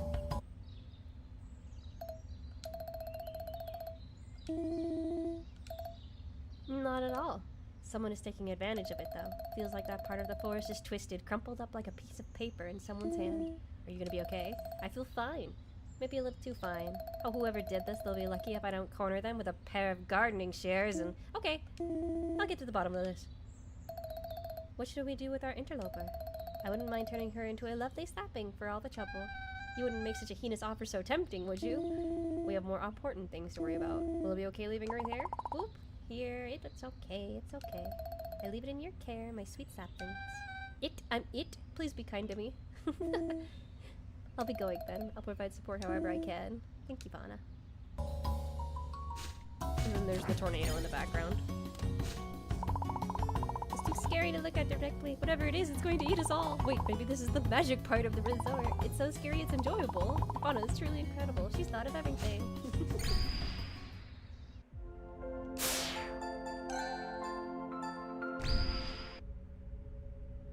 We go. Graph in nature. It's up ahead. I can feel it. It's become the culmination of nature itself. I'm not afraid of a big plant. Hey, you'll hurt my feelings.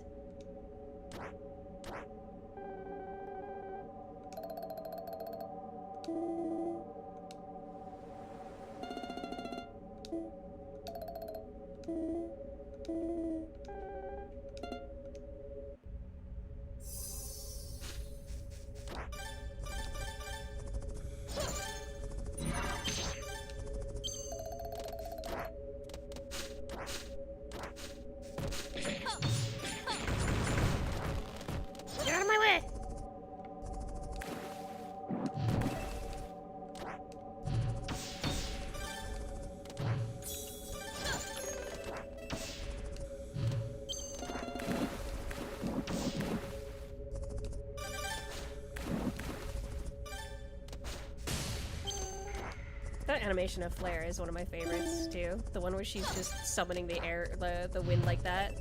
That's pretty cool.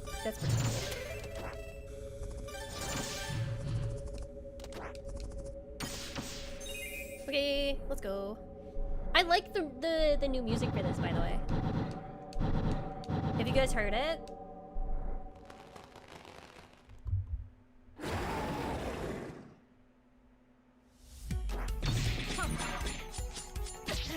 This is new.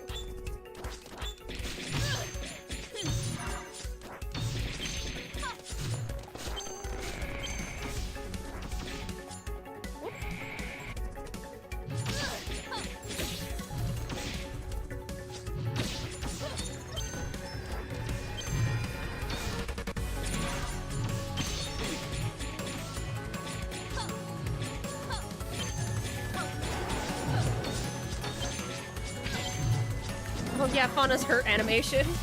She can get hurt, by the way.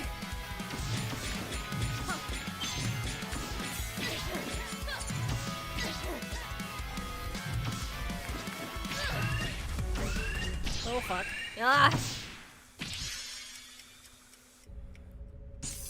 Second death. Wow, this is good on proud difficulty.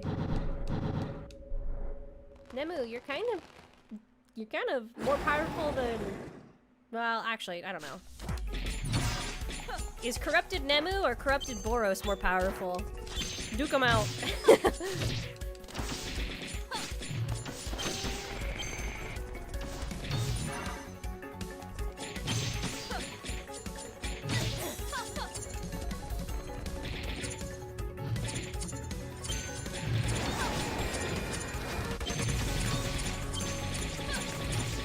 Get him, get him, get him. Got him. Actually, that's a good question. Yatagarasu, Nemu, Boros, then it's Mr. Squeaks, and then Friend.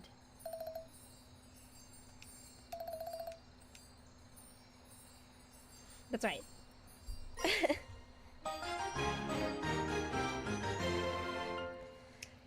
And then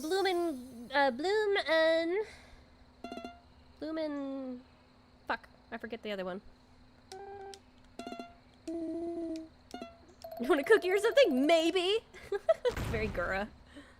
It's me, Piccolo! Gloom, that's right, Gloom. Nemu stuck on Earth? I meant like, they're corrupted forms. Like if corrupted Boros, Laplace's demon, fought, Nemu. I feel like that's a little cheaty though, because in order for Boros to be like that, Laplace is also there. So that's 2 against 1. So I feel like Boros would win, but that's only because Laplace is there.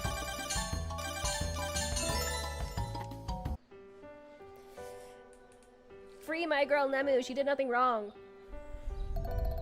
It's odd when I think about it. What happened to Nemu seemed to have been Laplace's work, but when I asked Chloe, she didn't seem to have any idea what Laplace's plans were. I even asked not so nicely and got virtually the same answer. It could have been her last decision to disturb nature. Maybe. In any case, I'm glad you were here, Crony. Cute! Come by anytime, will you? It is pretty nice here. Thank you, Fauna, for not kicking me out. Kicking you out? Is this about the Chrono Gear shattering? No. Oh, Crony, I'm not mad. A little disappointed, but you've been a great help. You've got a fire in your eye that tells me you're not close to finished either. I still have more gears to collect. Of course. Good luck out there. If you need a break, nature is always here. Komana. Been so busy, Crony. Why not relax in my spa? How much is entry? Family gets in for free. Oh, that's so cute. Now you're embarrassing me. Don't you have gears to be looking for? Go on, shoot. Will dinner be ready for when I get home from work? I'll have a knuckle sandwich waiting for you, honey. Looking forward to it. They're so cute. They're so cute. They're so cute. Shameless. Shameless. And then this opens up. And now this is the interesting part. This is the interesting part. When they see this, nobody really reacts because they're like, oh yeah, we're going to a new world now. Like, yeah.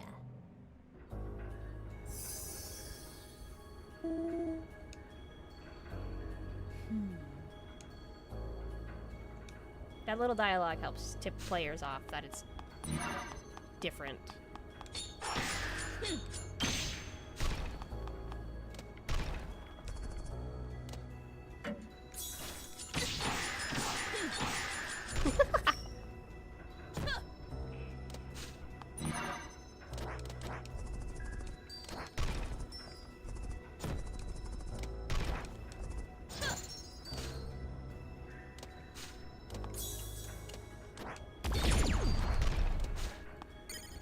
And no hope to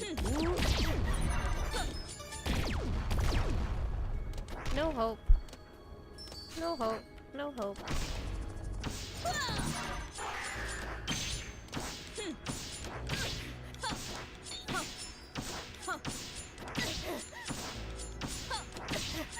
Oh my god. Oh my god!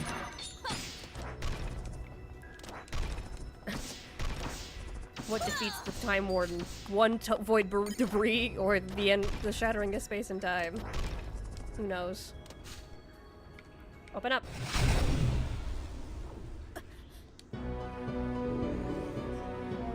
Hello. I was expecting someone shorter. Can it? I've been busy and haven't had the time to address a pest I thought I had already dealt with. Are we already trash-talking each other? We're practically soulmates. I don't find anything attractive. I'm surprised by how many people ship these two, by the way.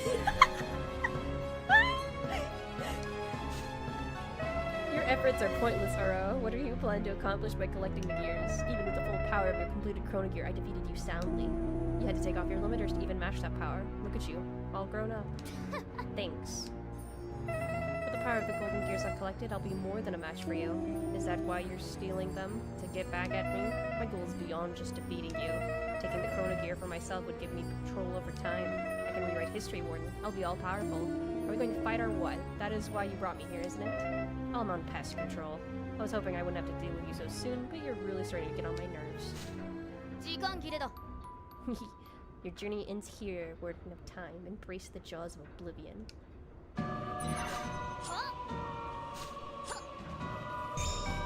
行くぞ This song fucking rocks, by the way. Okay, hit me, hit me, hit me, hit me, hit me, hit me, hit me, hit me. 行くぞ Ah, I missed. Come on, hit me again. Thank you.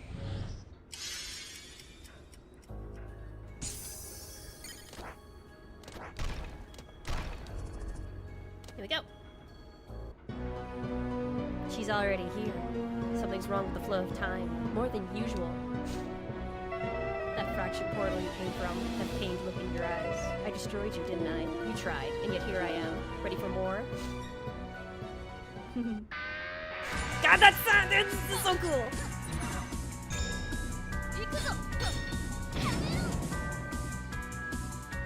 行け行け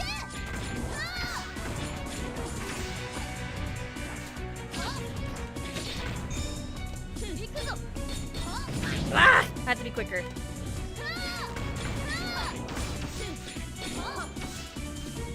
Play tennis with Alter LeBlus. Got her. The guitar is so good.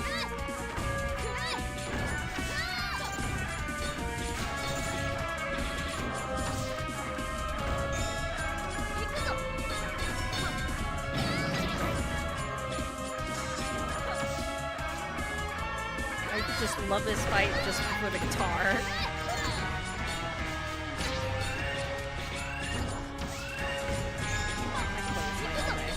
Ah!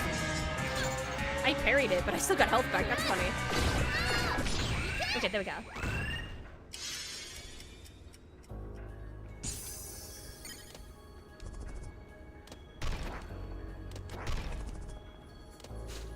You can also pause and rewind. You're awfully persistent. I like how you can just rewind though. What the fuck? Thanks. Sorry, are you ready to give up and leave me alone? No, I have time to kill. You'll need more than a pun to keep me down. Hehe. God, the guitar!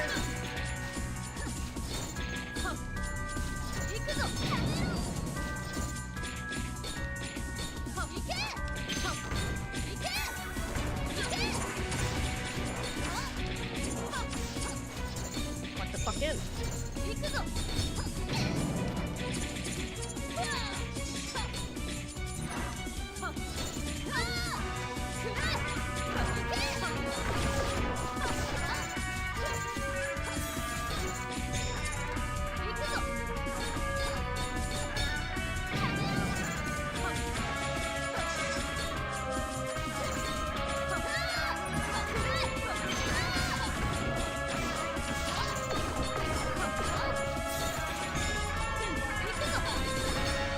Fuck you! Yeah, it's so satisfying.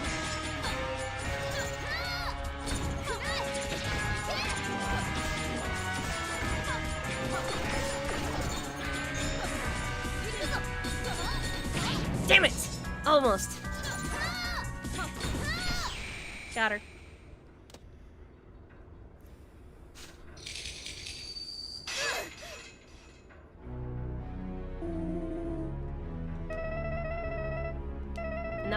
Now the longest cutscene in the gameplay, though.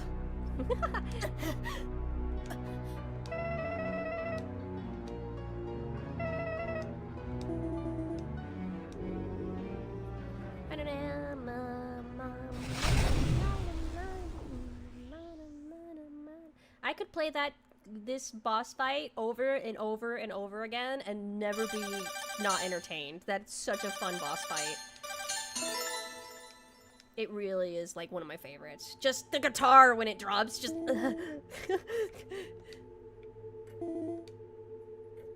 Hi, Prime Corny. Bye, Prime Crony.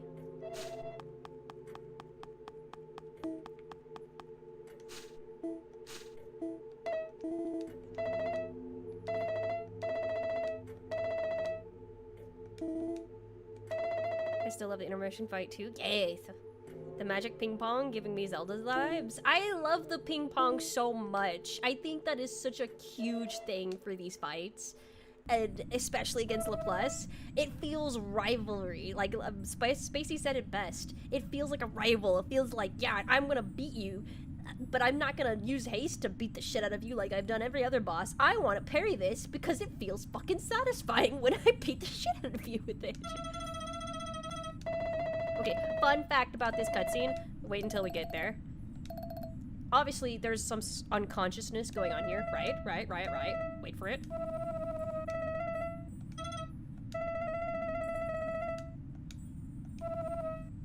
Ceiling's leaking. So when this faded in, this was supposed to fade in like a consciousness. Please note where Snail is in this cutscene. Please note that Snail is right there. Snail, right there, pointing with my ear. Right there, kind of, yeah.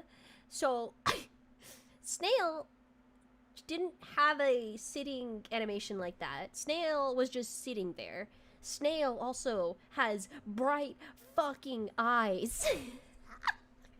So a problem that happened is when you're loading into this cutscene, it wouldn't be Council you see first. The first thing you would see upon waking up in this cutscene is Snail's ultraviolet fucking truck eyes just gleaming at you in the dark, and it was so funny. It was so funny. Took away the scene. The fishing pole's still there, that's great! The fishing pole's still there if you haven't activated it, that's funny.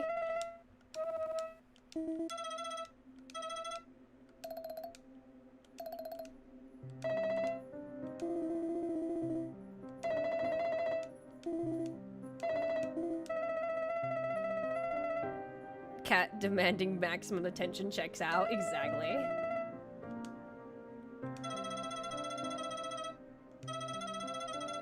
Crony swords.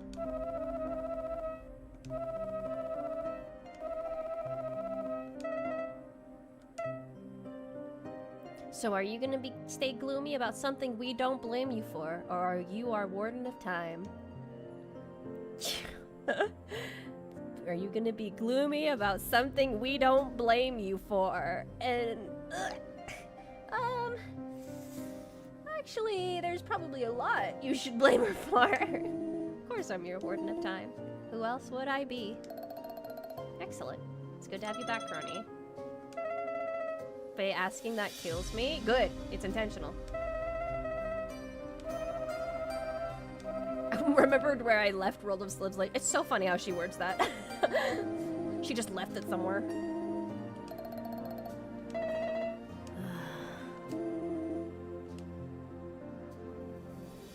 There's a lot of foreshadowing, yeah. It makes a second playthrough really fun. There's the fucking cat! There's the fucking cat! I feel radiant. I mean, I'm always radiant, but now I feel it. Yep, Crony's back alright. Thank you. Always. I promise. Look at you, you little miscreant, you little troublemaker.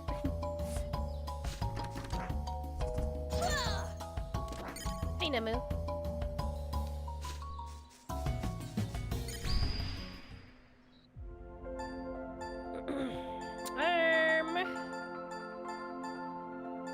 I really don't want to do the maze today.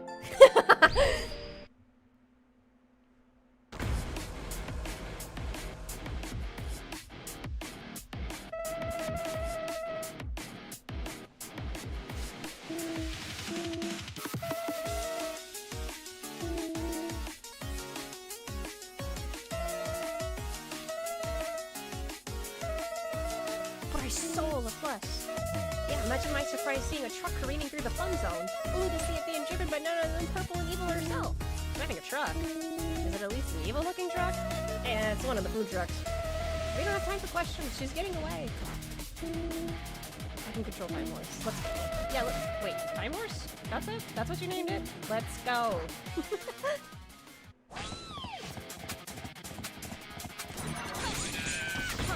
I'm so glad they decided to add Bay as a support. It was so cool.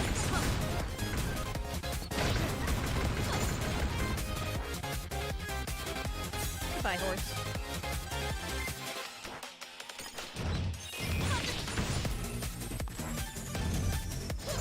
Whoops. There we go. Thank you, Bay.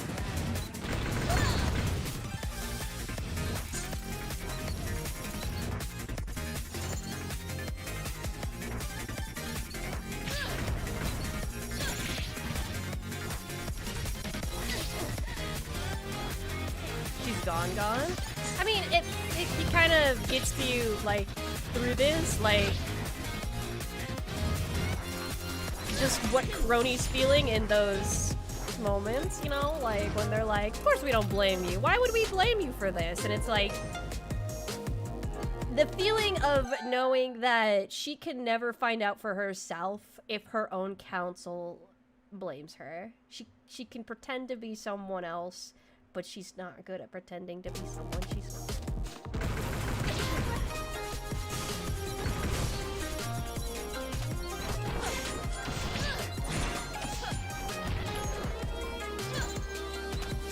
Thank you, slimes.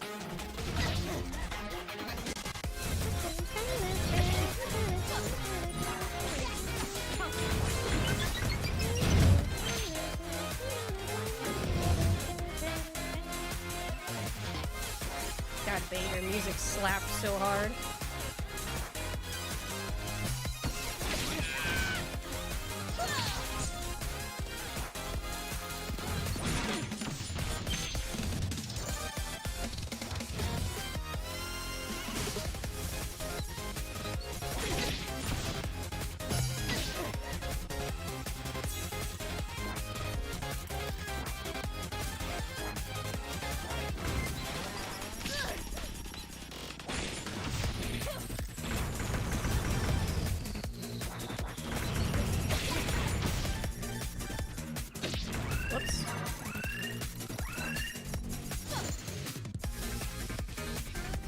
Whoa, what the fuck?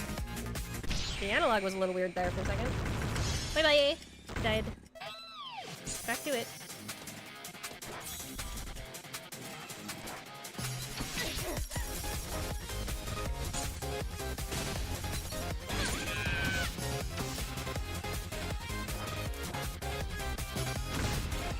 You'll find out I'm really bad at Magic Deck Forge. That one slaps my ass every time I play it.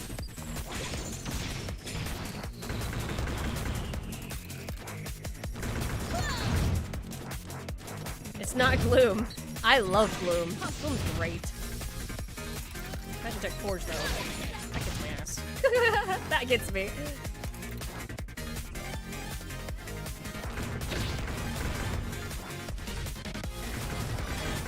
I get the impression Friend Crony has a worse relationship with her council than Crony did with hers. It's a case of, I saw someone point it out, where they felt like Crony didn't like her council as much as they liked her. Because I feel like by, you know, I just feel like this council is, we get to show them off as they are now, and they're not mean, they're not heartless, they're forgiving, they're nice, they're kind, they're very good, you know, they're very good. So, and the message that Prime Crony leaves you, kind of states that even though she, you know, she changes the words of the message too, like, am I missing one? Where the fuck is it? There it is. Changes the words of it from my friends to the council. Like, it feels like she may harbor the same feelings that even Elder Crony has, but we really don't know, because we don't know Prime Crony's, you know, point of view. We don't know how she feels. We don't really know, because as Alter Crony, you know, we're trying to imitate somebody we have no idea about. I didn't need to be happy today. Now the knowledge that Coney will always live not knowing if her council will forgive her will haunt me. Yeah, live with it, just as she has to. え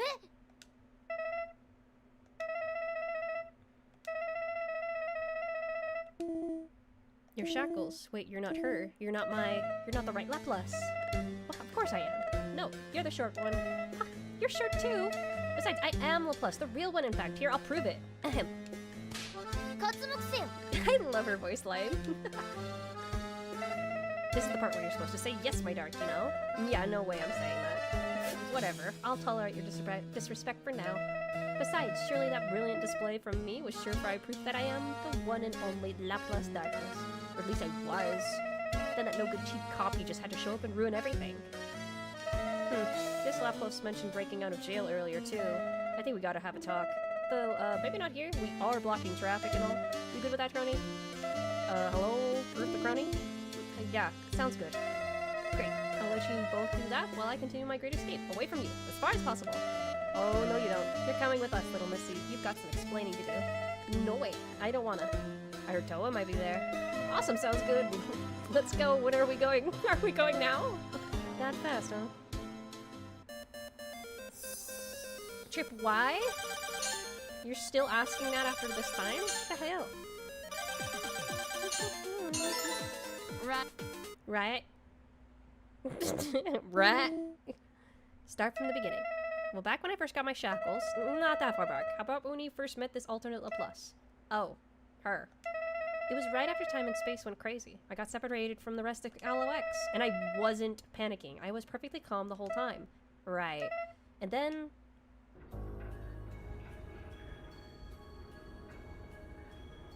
Hello? Hello? Where are you guys?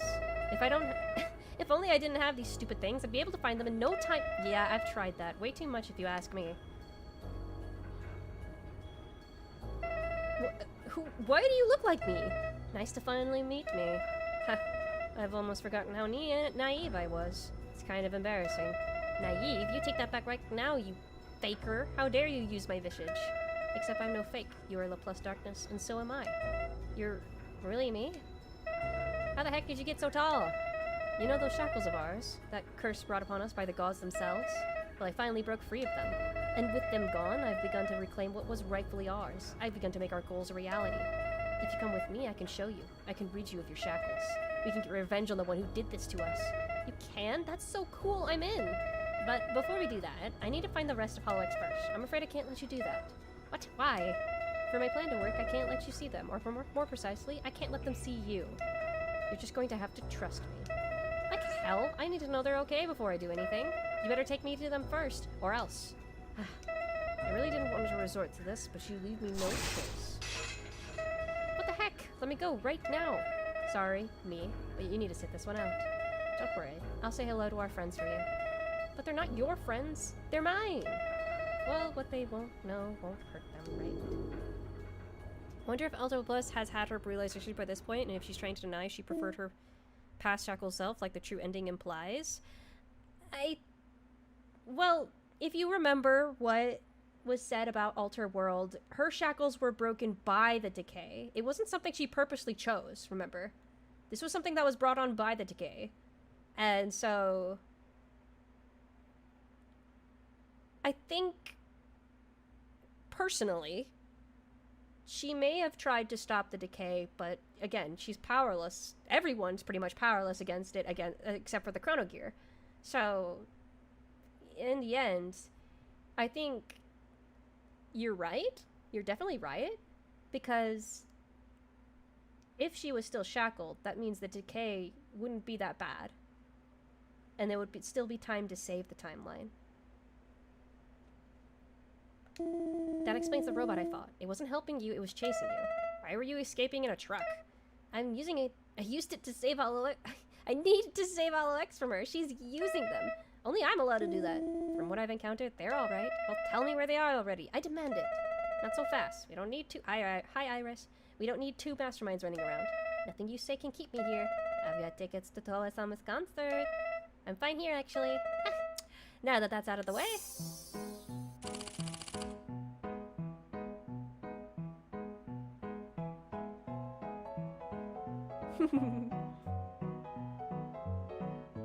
I appreciate Laplace going sweet. I can regain my power and take over the world. Great, but more importantly, I need to find my family first.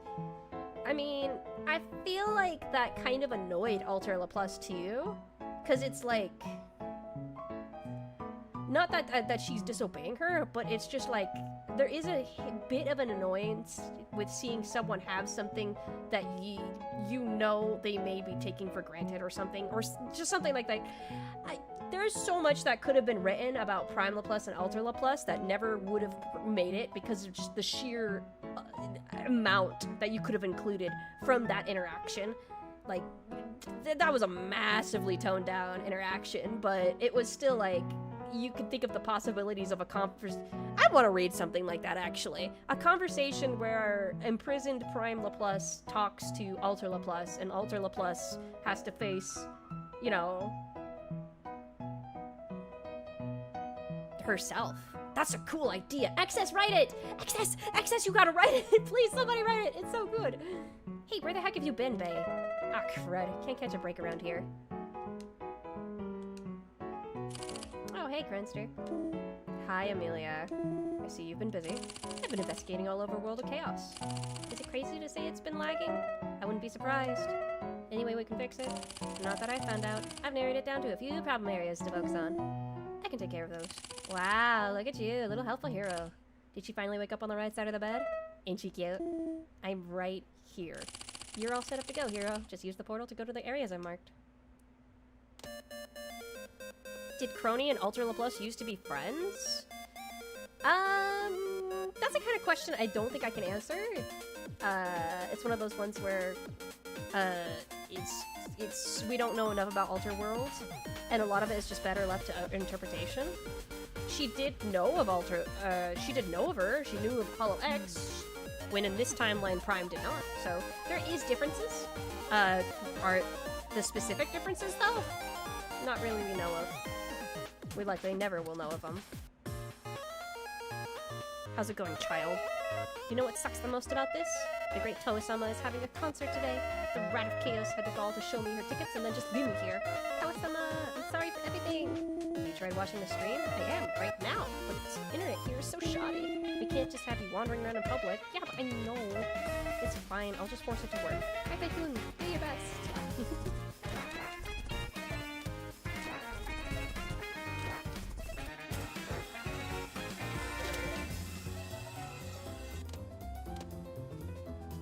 Yeah, for Alter Laplace, it's like I really was like that before I lost everyone. I'm sure that frustrates her in a pretty complex way. It's something really cool to deep dive into.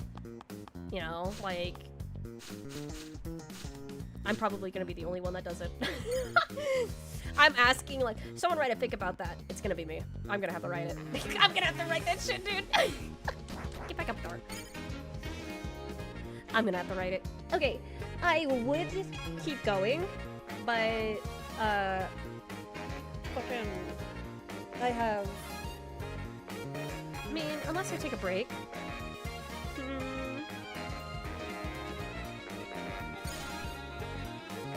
Small break. Small break. 2-second break. And I'll keep going.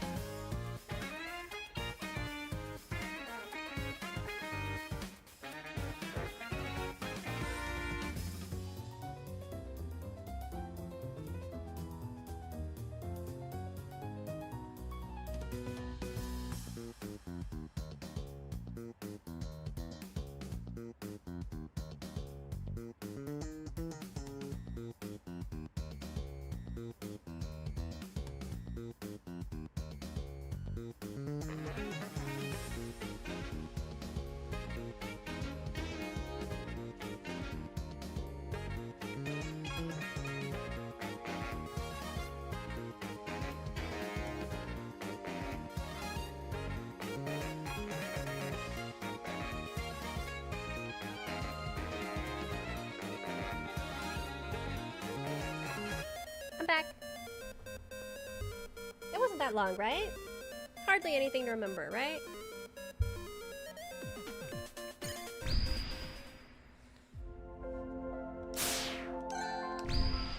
I'm gonna try and get her, hold on.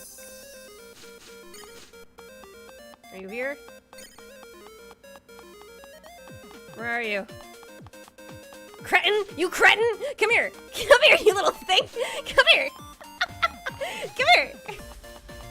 Little fucking thing! A beautiful day we're having. Care to explain? Oh, would you look at the time? I gotta go buzz off. Be you later. Oh yeah? I'm like, be you some other time. So stupid. Fucking terrible, terrible, terrible, terrible, terrible, terrible.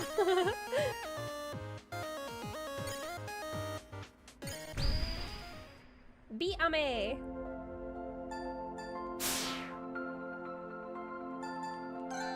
Now my favorite game.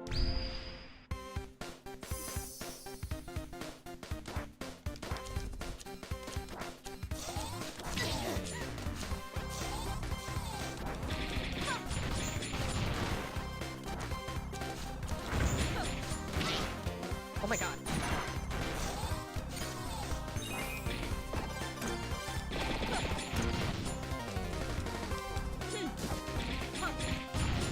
I don't think I mentioned it, by the way. But the Clipper enemies and the balloon enemies, they are from Kebi's Counseloress RPG. So it was really, really cool that we got Kebi's okay for that. Like a homage to that. It's really cool. Kebi's cool. It's cool. Kevin's cool. So cool. Everyone's so cool. I can't believe I got to work with all of them, dude. That's crazy to me.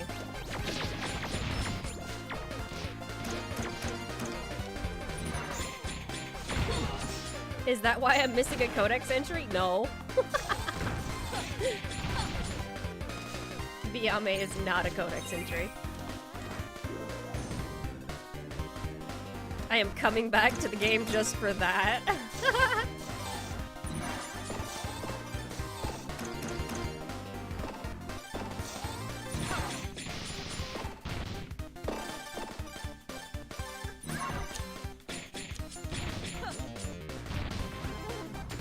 This is so cool! I like how long people usually spend in these little mini game sections. You can die. It's so cool!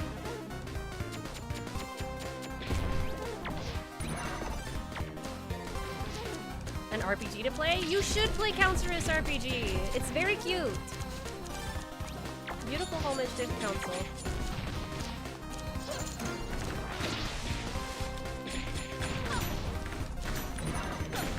Come along.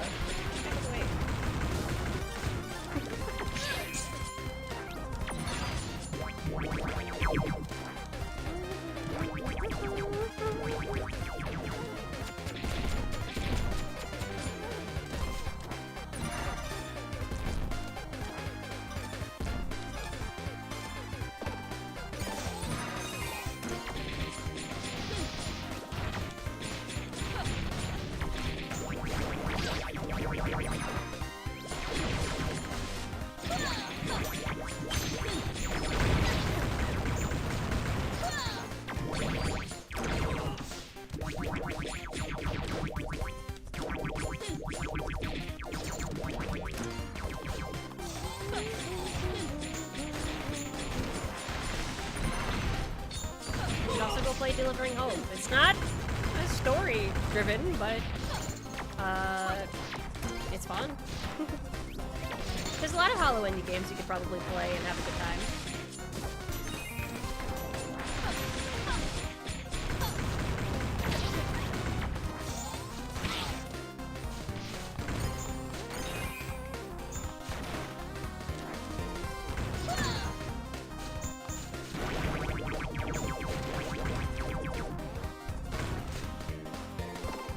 Guy.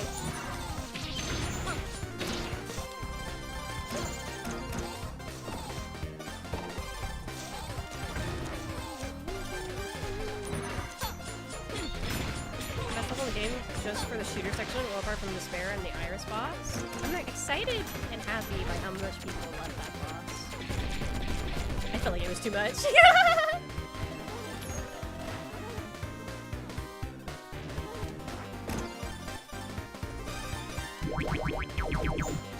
That was just me being the aristocrat, second guessing myself.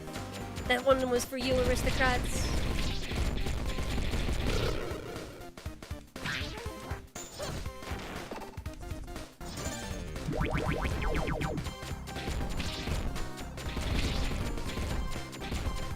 So cool.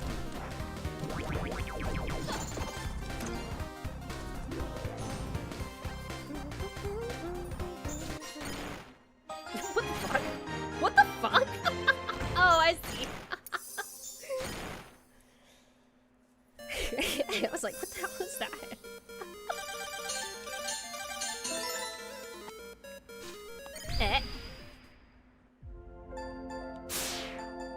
Symphonic Gallery. Let's move over here. Here we go! My name is Mume. I'm the guardian of civilization. A lot of things are going wrong. The humans are acting strange and they're fighting each other. I don't remember what I'm searching for. I felt so lost since the universe shattered. All I know is that my friends are here and they need my help. Maybe if I help them first, I'll remember what I need to find. Just fucking cutscene. Oh, hi. Oh, hi. Hello. I'm assuming your world is also in peril of some kind? Is it? I'm asking you. I don't know. I'm actually having a lot of trouble remembering something. I couldn't be more unsurprised. Hey, I remember where World of Civilization was. It'll come back to me. Eventually. Are you sure nothing terrible is happening? An apocalypse? Undead armies? Anything? Nope. There's a bunch of robots attacking that town, but nothing strange. Wait. What if the robots are doing a good thing, huh? We should question the obvious, right? Crony. Who's my Kami Oshi? Iris. Iris.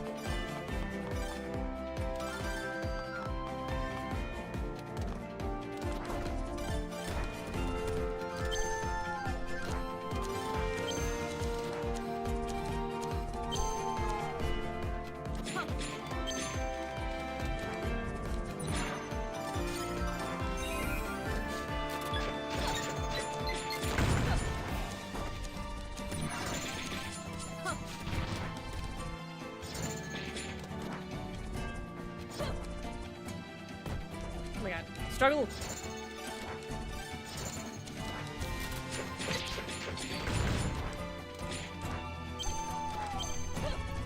Oh my god.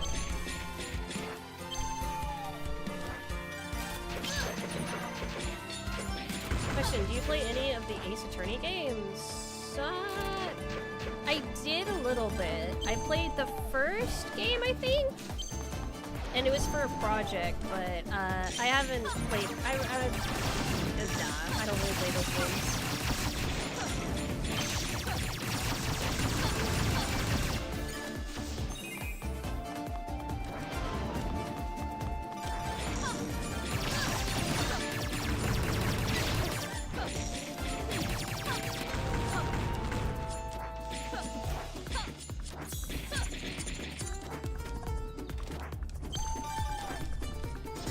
Oh, what the fuck?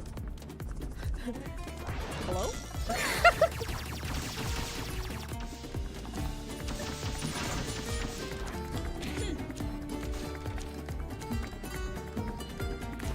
The Hollow Child's project! Yeah, a long time ago.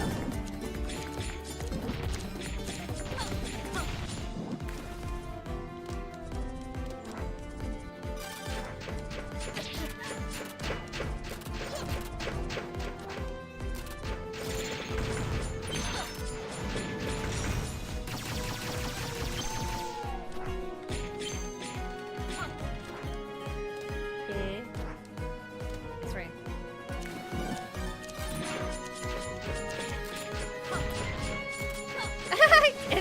I see.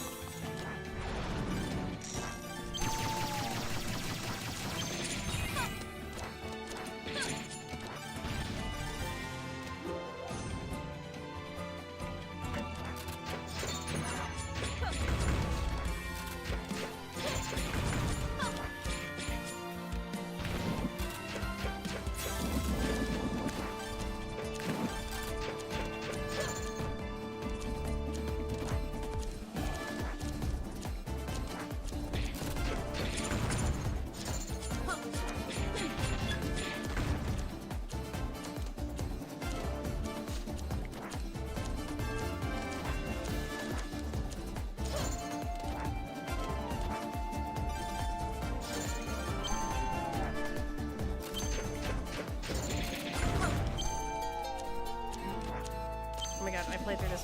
Why am I struggling?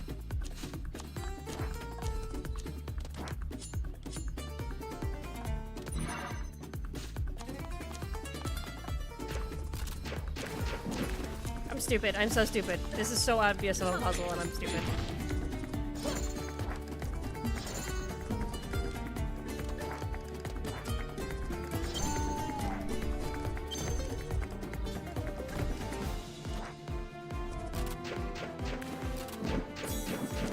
Oh, there it is.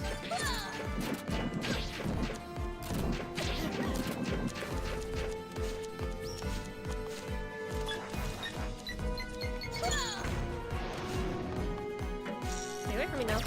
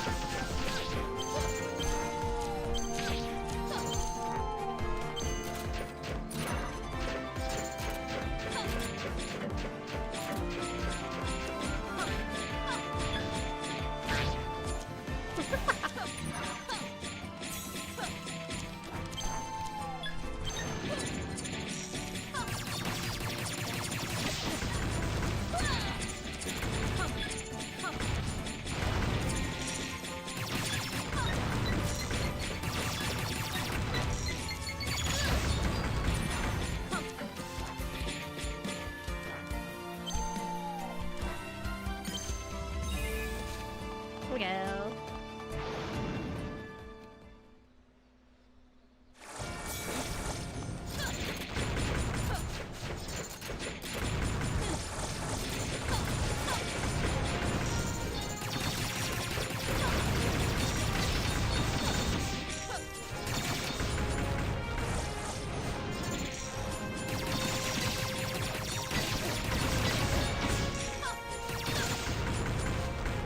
Here we go. These ones used to fuck me up real bad. I wonder if they still do.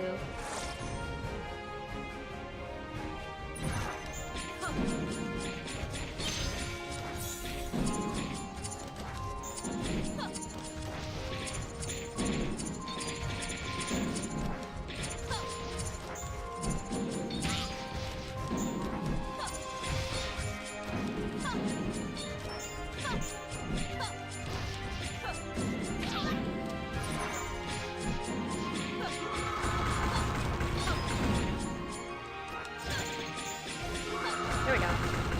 Woohoo! Did it! I wonder... Wouldn't surprise me since Spacey mentioned something like that. They took... With the art team took a lot of inspiration. I wouldn't be surprised if the music team also did.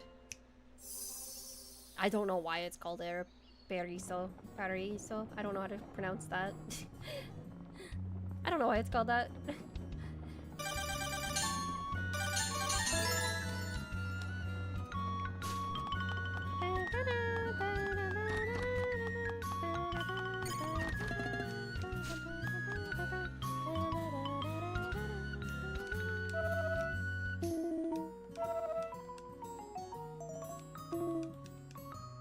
World of Civ also gets really wordy. I think World of Civ and World of Space on the left side of the on the left side of the map are very wordy.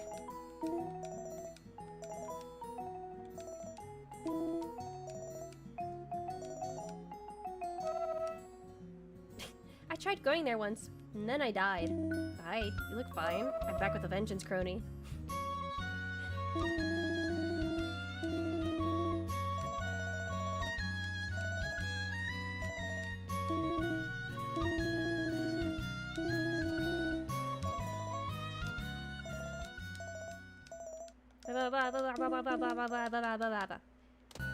Crazy.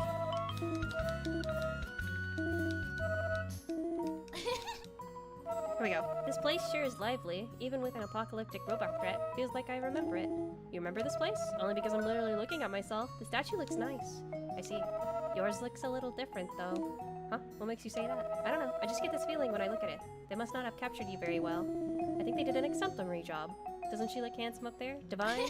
Maybe you're right.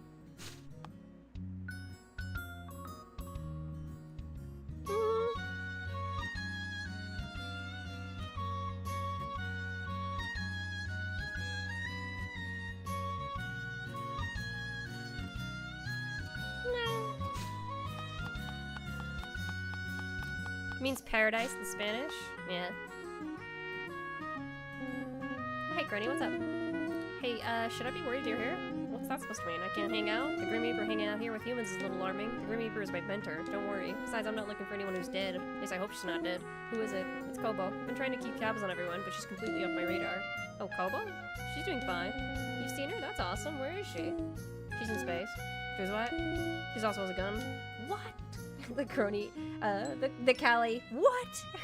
I guess she's safer if she's armed. She hasn't had to use it, right? Hopefully not. Well, if you happen to head back, can you tell her I'm looking for her? We need her help cleaning out all the robot damage around town. Regular water just doesn't buff out the stains, you know? You're gonna use her like a hose? I'm using her like a friend. Just bring her here, okay? Sure thing.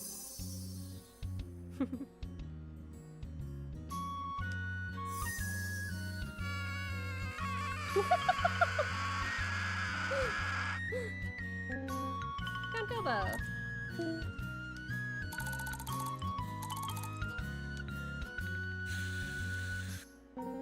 That's neat.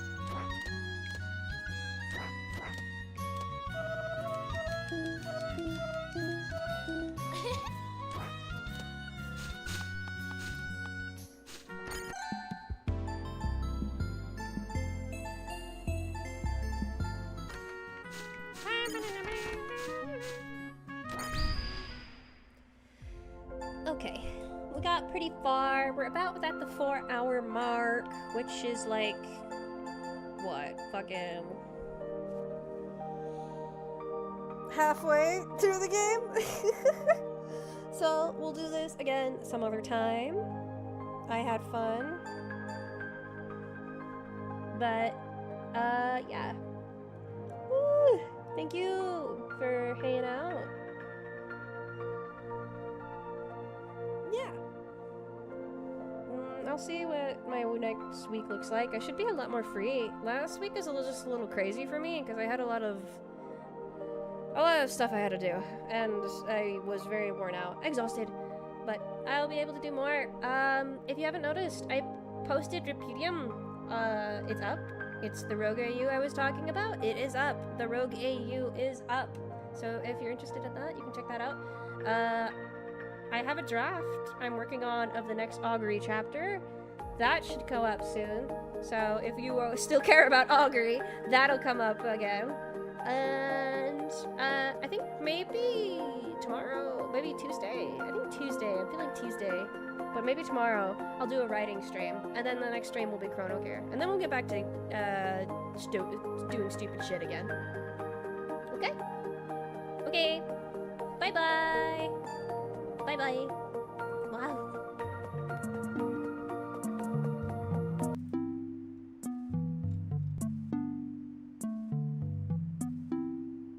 This game's loud as hell, by the way.